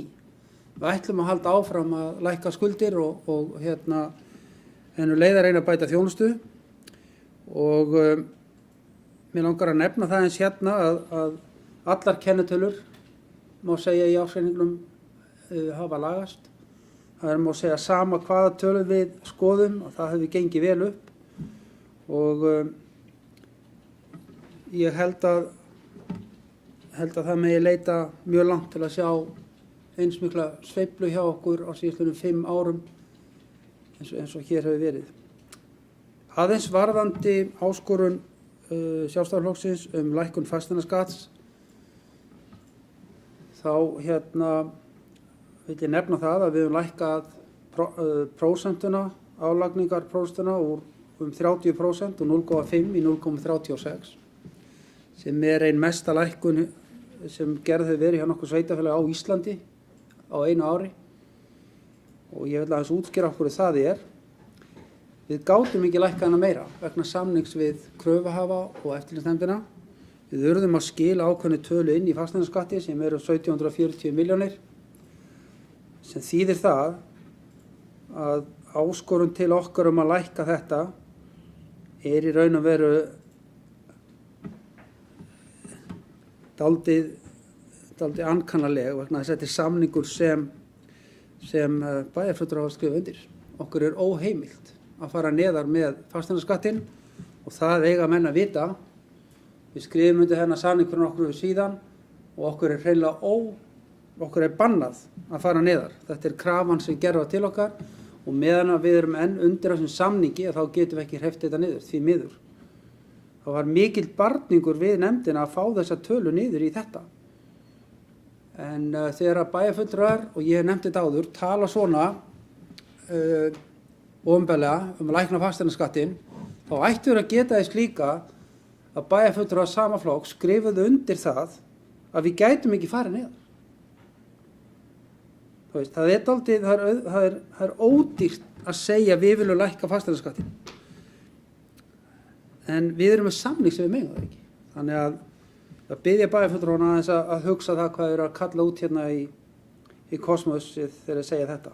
En þegar og ef við klárum málið við eftirlitsnefndina, þá munum við auðvitað skoða það að lækka þetta. Það er ekki spurning. Það er líka allur samanburður þegar við skoðum álagningu á Suðurnesjum, þá hún svipuð hjá okkur. Það er bara þannig. En aftur á móti hafa eignir hækkað mjög mikið, sem dapurt, kannski að þegar við horfum á fasteignaskattinn. En leið og við klárum nefndina, þá auðvitað skoðum við þetta mál. En ég vil ítreka þakkir til Kjartans Más bæjarstjóra og starfsmanna og ekki síst til bæjarstjórnar alla þeirra sem hér eru fyrir frábært samstarf að við skulum hafa náð þessu og þetta skuli hafa tekist 4 árum undan áætlun. Það dálítið mikið afrek að hafa tekið. Það er nefnilega þannig að þegar við horfum á söguna hjá Reykjanesbæ að þegar fjölgun var mikil hérna hjá okkur og við þurfum ekki að horfa langt með það, árin 2005 og 6 og 7 og 8 var mikil fjölgun í Reykjanesbæ. Eitt ári var 12% fjölgun á þessum tíma. En á þeim árum hækkuðu gjaldahliðirnir alltaf margfalt með tekjurnar sem gerði það að við lentum í þessari stöðu sem við vorum í. Núna aftur á móti öfugt farið. Við pössum peningana, gætum okkar og við skulum ekki byrja því að hlaupa og fara að eyða peningum fyrir að við erum komin alveg í höfn. Takk fyrir. Takk fyrir þetta, Friðjón. Gunnar Þórarins, gjörðu svo vel.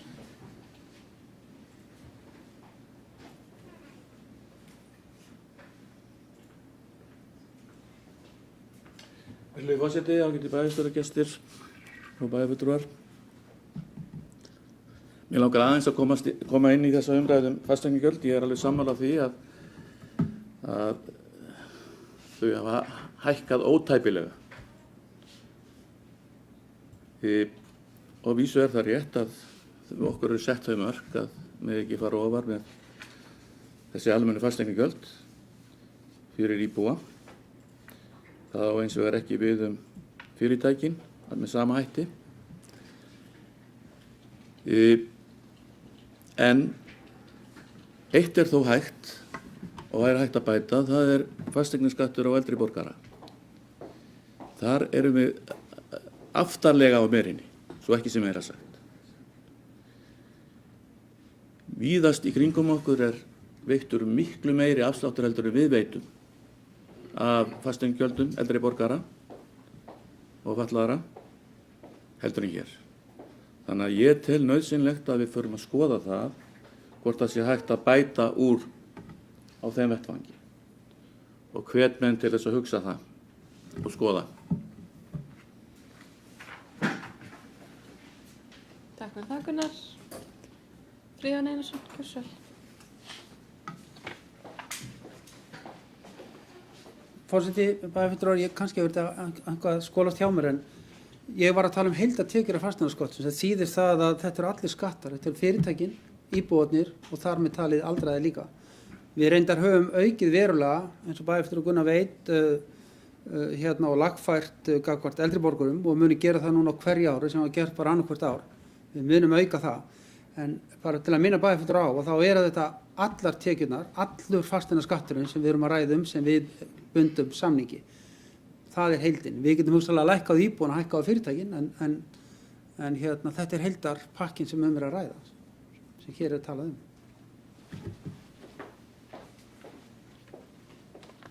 Takk fyrir þetta, Friðjón. Guðbrandur Einarsson, gjörðu svo vel.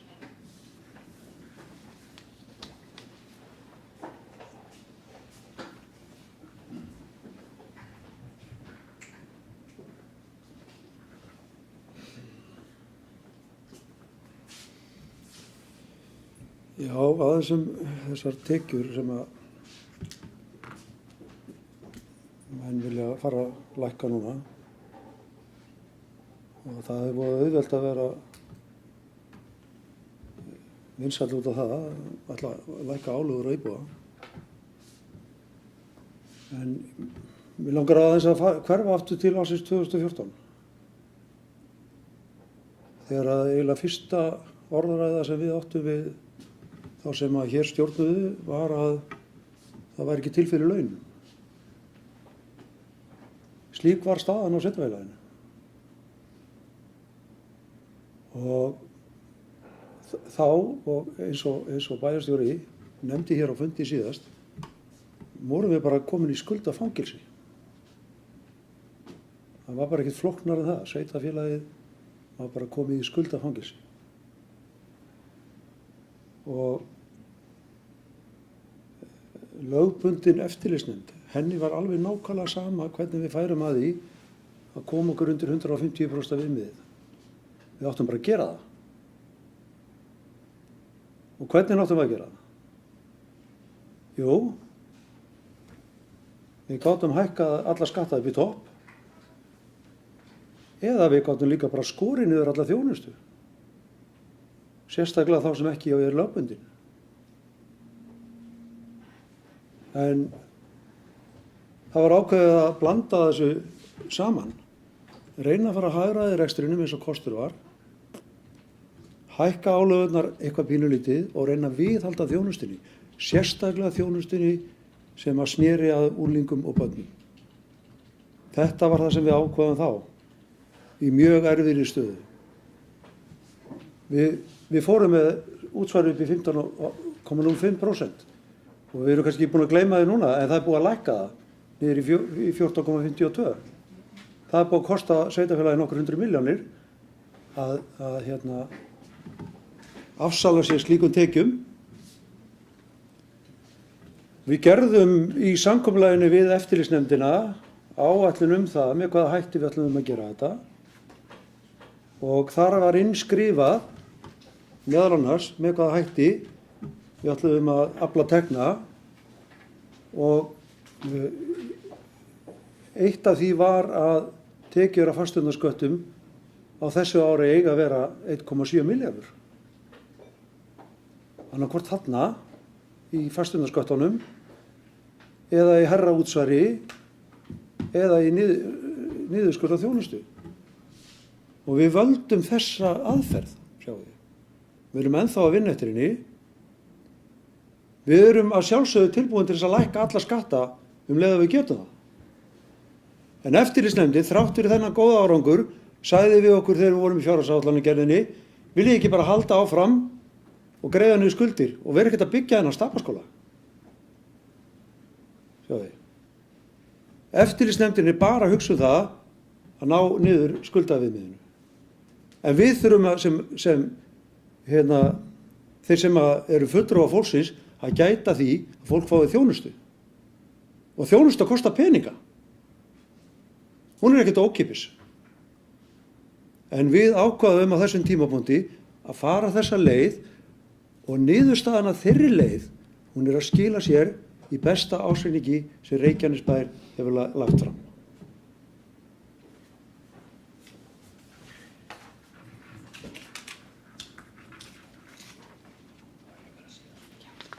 Takk fyrir þetta, Guðbrandur. Hverju fleiri sem að vilja taka til máls? Andri, gjörðu svo vel.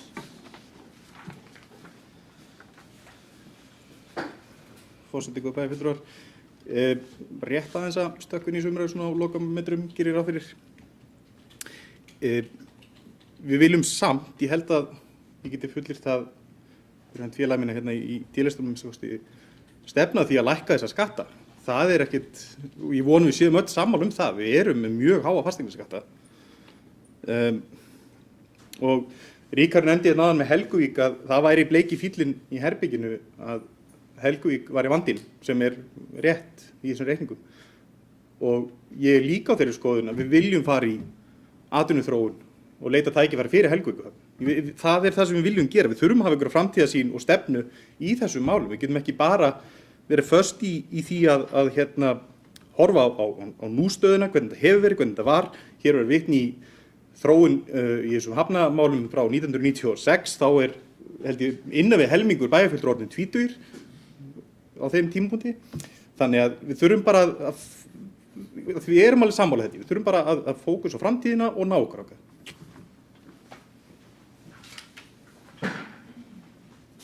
Takk fyrir þetta, Andri. Kjartan Már, bæjarstjóri, gjörðu svo vel.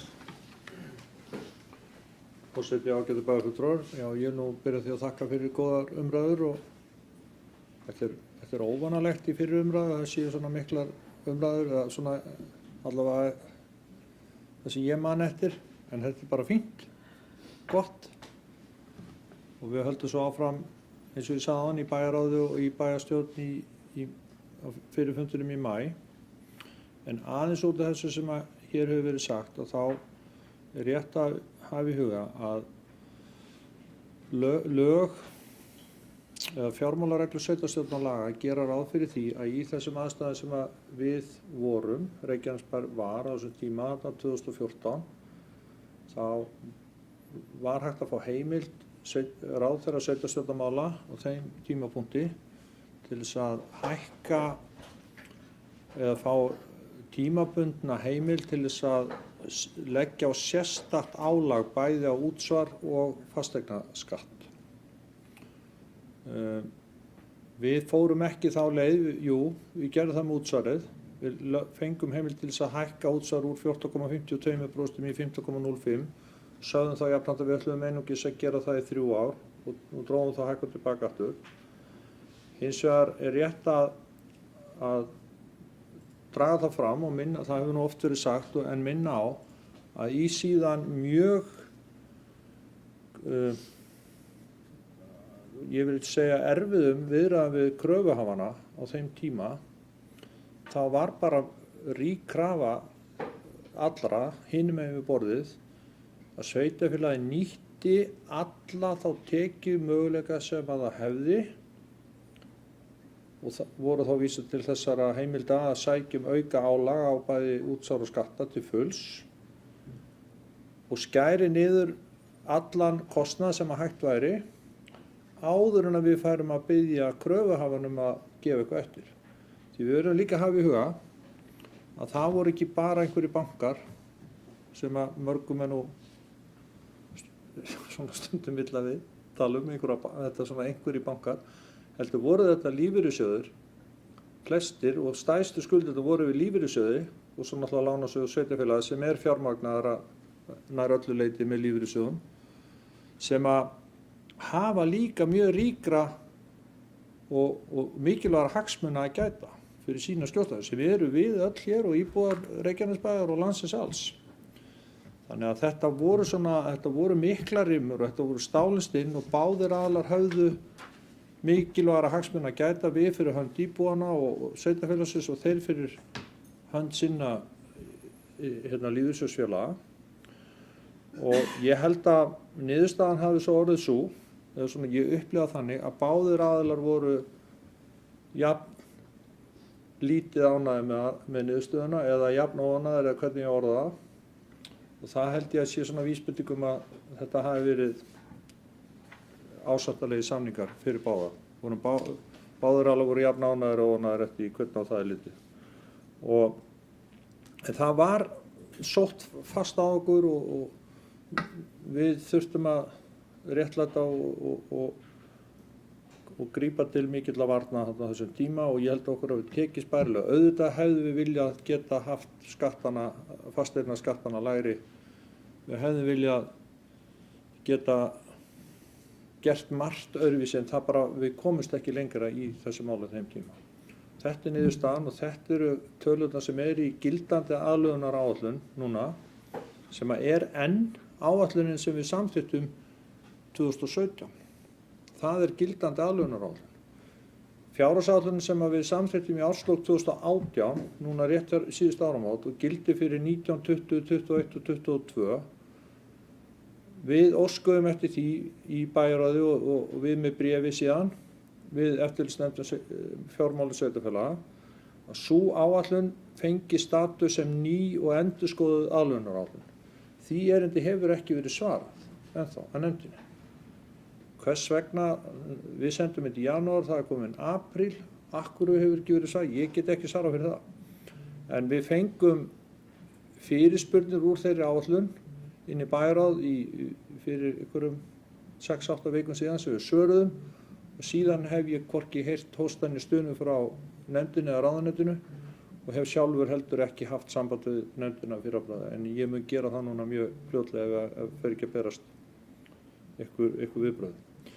Þannig að eins og ég segi, við myndum öll vilja hafa gert þetta ennþá betur en við gerðum eins og við gátum bæði og ég vil þakka bæjarstjórn bæði þeirri sem var og er farin og þeirri sem hér situr nú fyrir gott samstarf. En ég vil líka þakka starfsmönnum sveitarfélagsins og stjórnendum fyrir mjög gott samstarf og sérstakar þakkir vil ég færa til Regínu fjármálastjóra sem stökk hér inn í starf fjármálastjóra Reykjanesbæjar á mjög krítiskum tímapunkti í síðastliðið haust og bætti því í rauninni á önnur störf sem hún var að sinna. Hefur verið hér vakin og sofin yfir þessu dag og nótt og allar helgar og allt saman til að ná þessu heim og saman og færi henni bestu þakkir. Hún verður hér með okkur bæði bæjarráði á næsta bæjarstjórnarfundi og öllum öðrum stjórnendum og starfsmönnum.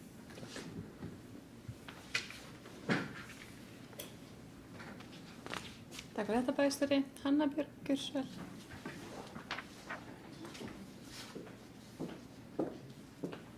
Virðulegi forseti, mér langaði bara aðeins að koma upp undir þessari umræðu. Ég held að það dragi engin dul að það mikil og góð vinna hefur verið unnin og fyrir það ber að þakka. Og við getum öll verið sammála það að það er ákaflega ánægjulegt að lesa ársreikning, bara þannig að það sé á hreinu. Hins vegar, kannski, já, ég vil fá nýta tækifæri mitt vegna þess að ég mun örugglega aldrei sitja aftur bæjar stjórnarfund, þannig ég held að sé bara alveg ástæða til þess að ræða þessa fasteignaskatta. Þeir eru okkur mjög þungbærir, íbúum þessa sveitarfélags og í því ástandi sem við kunnum að horfa fram á við með, það eru blikur á lofti varðandi atvinnumálin og við þurfum auðvitað að huga samkeppnishæfni þessa sveitarfélags.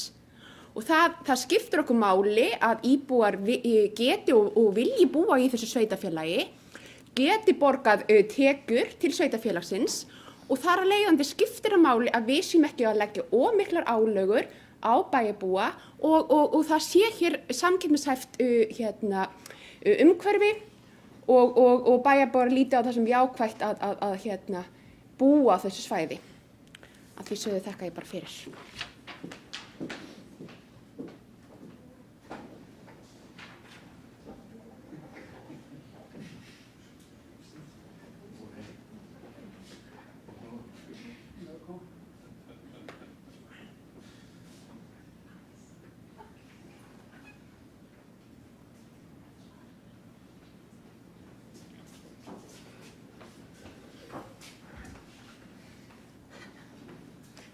Takk fyrir þetta, Hanna Björg. Guðbrandur Einarsson hefur beðið orðið í þriðja og síðast skipti. Gjörðu svo vel, Guðbrandur.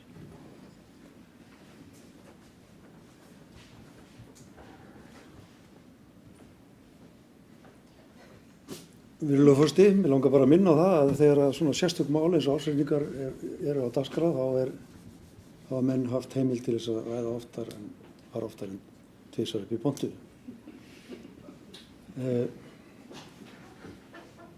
Mér langar bara að lýsa yfir að ég bara sammála ykkur hérna sem að segist fyrir í D-listunum en eruð í Sjálfstæðisflokknum. Sammála ykkur það að ég vil bara hafa eins lága skatta eins og hægt er. Við viljum það auðvitað öll. Helst bara borga enga skatta. En ég vil líka bara minna á það að þjónusta kostar peninga. Og við ætlum bara að halda áfram á þeirri leið sem við hefum verið. Við erum að horfa fram á við réðum til okkar 2 starfsmenn, annar sem að er titlaður sem að er verkefnastjóri fjölmenningamála, til þess að takast á við þær breytingar sem hafa orðið á þessu bæjarfélagi og að hjálpa þeim íbúum sem eru komnir hingað til þess að geta tekið þátt í mannlífinu hér og orðið gildir og gegnir þegnar í þessu samfélagi okkar og auðvelda þeim aðlugun og auðvelda okkur aðlugun á þeim. Síðan réðum við einnig starfsmann í starf sem heitir verkefnastjóri viðskiptaþróunar og þeim starfsmanni er ætlað að skoða möguleika okkar til atvinnuuppbyggingar hér á svæðinu, meðal annars. Hvort sem það er upp í Helguvík, Ásbrú eða innanbæjar eða hvar sem er. Þannig ég held að við séum ekki bara föst í nafnunum á okkur sjálfum, hrósandi okkur fyrir góðan árangur, við ætlum okkur að ná meira árangri. Og ég álít sem svo að ég hef engan áhuga að skulda 150%, ég vildi helst skulda helmingi minna. Það er markmiðið.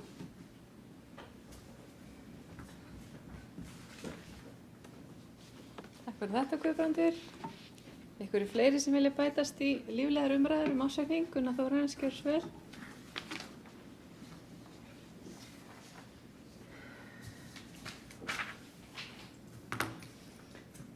Ég vil nú bara taka undir það sem hér hefur verið sagt skatta á fólk. Þeir þurfa auðvitað að lækka. Við erum með hærri gjöld hér en víðast hvar annars staðar og því nauðsynlegt að taka á þessum málum.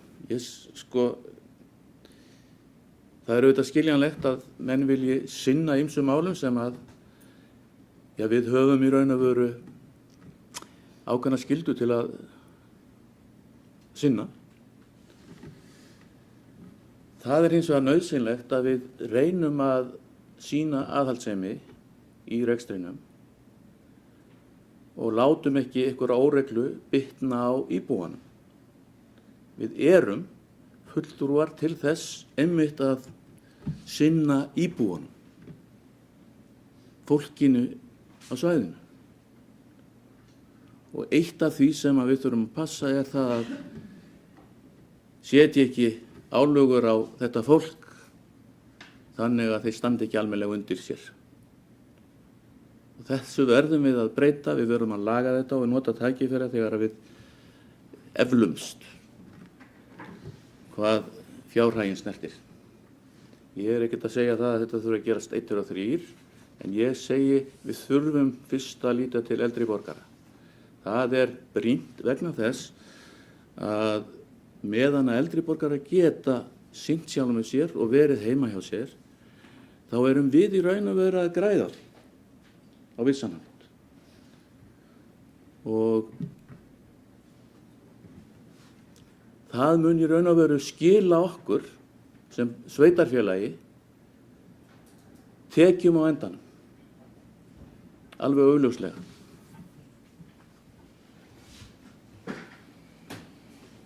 Takk fyrir þetta, Gunnar. Hverju fleiri? Jú. Þá vill forseti taka undir hlýleg og góð orð, kveðju til bæjarstjórans okkar, starfsmanna og síðast en ekki síst til íbúa Reykjanesbæjar sem hafa staðið með okkur í gegnum þetta allt saman. Þetta eru ótrúlega tölur og við höldum þessu áfram og ég er gríðarlega stolt af þessu. Og þakka ykkur öllum fyrir gott samstarf og gott aðhald. Nú, þeir sem geta samþykkt að vísa ársreikningu til síðari umræðu sem verður þá 7. maí næstkomandi með að vinsamlega skjá merki og það er samþykkt af öllum greiddum atkvæðum. Þá er dagskráin formulega tæmd og gert fyrir hlé á fundinum meðan gengið verður frá fundargerð.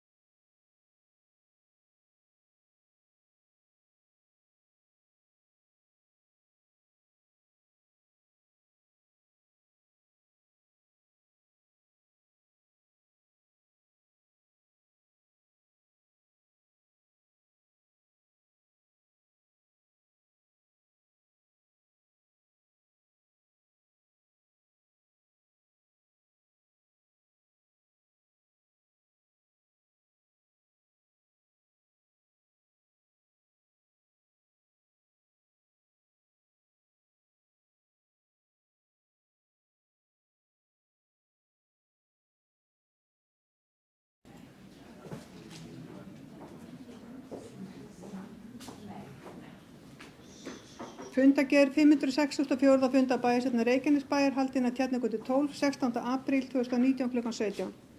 Viðstaddir Díana Hilmarsdóttir, Guðbrandur Einarsson, Margrét Þórarinsdóttir, Friðjón Einarsson, Guðný Birna Guðmundsdóttir, Styrmi Gauti Fjellsteð, Gunnar Þórarinsson, Halldóra Fríða Þorvaldsdóttir, Ríkharður Ibsen, Andri Örn Víðisson, Hanna Björg Konráðsdóttir, Kjartan Már Kjartansson, bæjarstjóri og forseti var Guðný Birna Guðmundsdóttir. Fyrsta mál fundargerðir bæjarráðs frá 4. og 11. apríl. Forseti gaf orðið laust og bauð Hönnu Björgu Konráðsdóttir velkomna á sin fyrsta bæjarstjórnarfund. Til máls tók Margrét Þórarinsdóttir Miðflokknum og lagði fram eftirfarandi bókun og með leyfi forseta mun ég ekki lesa það en hún barst mér rafrænt. Forseti gaf orðið laust fundargerð bæjarráðs frá 4. apríl 2019 og til máls tók Andri Örn Víðisson. Forseti gaf orðið laust fundargerð bæjarráðs frá 11. apríl 2019 og til máls tók Hanna Björg Konráðsdóttir og fundargerðina samþykktar 11.0. Annað mál fundargerð umhverfis- og skipulagsráðs frá 5. apríl 2019. Forseti gaf orðið laust eftirfarandi liði fundargerðarinnar til sérstakra samþykktar og gaf orðið laust undir hverjum lið. Fyrsti liði fundargerðarinnar Hafnargata, Suðurgata, kynning á deiliskipulagstillögu var samþykkt og sérstaklega með 11 atkvæðum án umræðu. Fimmti liði fundargerðarinnar Vatnsnesvegur 22, óskum heimildir byggingar bílskúrs, niðurstaða grenndarkynningar var samþykkt og sérstaklega með 11 atkvæðum án umræðu. Áttundi liði fundargerðarinnar Hafdalur 6014, 2 hæða raðhús verði 1 hæð var samþykkt og sérstaklega með 11 atkvæðum án umræðu. Níundi liður fundargerðarinnar Víkurbraut 21-23 staðfesting deiliskipulags var samþykkt og sérstaklega með 11 atkvæðum án umræðu. 11. liður fundargerðarinnar Hafnarbakki 3-5 sameining lóða var samþykkt og sérstaklega með 11 atkvæðum án umræðu. 12. liður fundargerðarinnar Tjarnarbakki 2 fyrirspurn var samþykkt og sérstaklega með 11 atkvæðum án umræðu. Fundargerðin var samþykkt að öðru leyti án umræðu 11.0. Og þriðja mál fundargerð fræðsluráðs frá 5. apríl 2019. Forseti gaf orðið laust. Til máls tók Margrét Þórarinsdóttir og lagði fram eftirfarandi bókanir og með leyfi forseta mun ég ekki lesa þær en það bárust rafrænt. Forseti gaf orðið laust. Til máls tóku Andri Örn Víðisson og Guðbrandur Einarsson og fundargerðin samþykkt 11.0. Fundargerð velferðarráðs frá 10. apríl 2019. Forseti gaf orðið laust. Til máls tók Margrét Þórarinsdóttir og lagði fram eftirfarandi bókanir og með leyfi forseta mun ég ekki lesa þær bókanir en þær bárust rafrænt. Forseti gaf orðið laust og til máls tóku Guðný Birna Guðmundsdóttir, Guðbrandur Einarsson og Kjartan Már Kjartansson og fundargerðin samþykkt 11.0. 5. mál fundargerð stjórnar Reykjaneshafnar frá 11. apríl 2019. Þar var 5. mál frá 228. fundi stjórnar Reykjaneshafnar 11. apríl 2019 tekið sérstaklega fyrir með eftirfarandi bókun og með leyfi forseta mun ég ekki lesa þá bókun en hún barst einnig rafrænt. Og heimildin var það samþykkt 11.0. Forseti gaf orðið laust. Til máls tóku Ríkharður Ibsen, Guðbrandur Einarsson, Hanna Björg Konráðsdóttir og Friðjón Einarsson. Fundargerðin samþykkt að öðru leyti 11.0. Fundargerð menningarráðs frá 12. apríl 2019. Forseti gaf orðið laust og fundargerðin samþykkt 11.0 án umræðu. 7. mál ársreikningur Reykjanesbæjar og stofnana hans 2018 fyrir umræða. Forseti gaf Kjartani Má Kjartanssyni orðið og kynnti hann ársreikninga Reykjanesbæjar og stofnana hans. Forseti gaf síðan orðið laust og til máls tók Guðbrandur Einarsson og lagði fram eftirfarandi bókun meirihluta bæjarstjórnar Reykjanesbæjar beinna leiðar, Samfylkingar og Framsóknarflokks og með leyfi forseta mun ég ekki lesa þá bókun en hún barst rafrænt. Til máls tók síðan Ríkharður Ibsen og svo tók til máls Gunnar Þórarinsson og lagði fram eftirfarandi bókun Frjáls afls og ég mun lesa hana þar sem hún barst ekki rafrænt. Eftir kosningar í bæjarstjórn 2014 var myndaður meirihluti sem setti sér það meginmarkmið að ná niður skuldum bæjarsjóðs og hafnarinnar og annarra B-hluta rekstrareininga. Aðgerðirnar fólust meðal annars í því að auka framlegð í rekstri bæjarins, semja við kröfuhafa lægri vexti og gera rekstri B-hluta sjálfbæran. Með sókninni eins og aðgerðirnar voru kallaðar náðist sá árangur sem stefnt var að ná skuldaviðmiði undir þau lögskyldu mörk sem sett voru af ríkisvaldinu eða undir 150% í árslok 2022. Nú þegar í árslok 2018 samkvæmt ársreikningi gert ráð fyrir að skuldaviðmið A-hluta sé 122,6% fyrir A-hluta og 137,29% fyrir A plus B-hluta í árslok 2018. Í árslok sem gerð Í áætlun sem gerð var í desember síðastliðnum síðan gert ráð fyrir að skuldaviðmiðið lækki á árinu 2019 um 4,9 prósentustig fyrir A-hluta en 5,5 prósentustig fyrir A- og B-hluta. Gert ráð fyrir lækkun á hverju ári allt til ársloka 2022 og verði skuldaviðmiðið því vel undir lögskildum mörkum á árunum 2019 til 2022 ef áætlanir ganga eftir. Það því augljóst að bæjarstjórnin hefur náð verulegum árangri í rekstri bæjarins á undanförnum árum. Til að halda áfram sömu vegferð þarf að ná skuldum bæjarins enn frekar niður þannig að vaxtabyrðin verði hófleg og hægt sé að sinna þeim verkefnum sem blasa við. Gunnar Þórhallsson, Frjálst afl. Og til máls tóku Ríkharður Ibsen, Fríðjón Einarsson, Gunnar Þórhallsson, Guðbrandur Einarsson, Andri Örn Víðisson, Kjartan Már Kjartansson, Hanna Björg Konráðsdóttir og Guðni Birna Guðmundsdóttir. Og samþykkt 11.0 að vísa ársreikningunum til síðari umræðu 7. maí næstkomandi.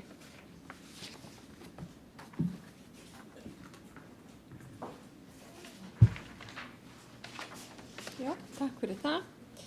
Þeir sem samþykja fundargerðina eru beðnir að gefa merki. Hún samþykkt með öllum greiddum atkvæðum. Fundargerð verður hér með undirrituð. 564. fundi bæjarstjórnar Reykjanesbæjar hér með sliti.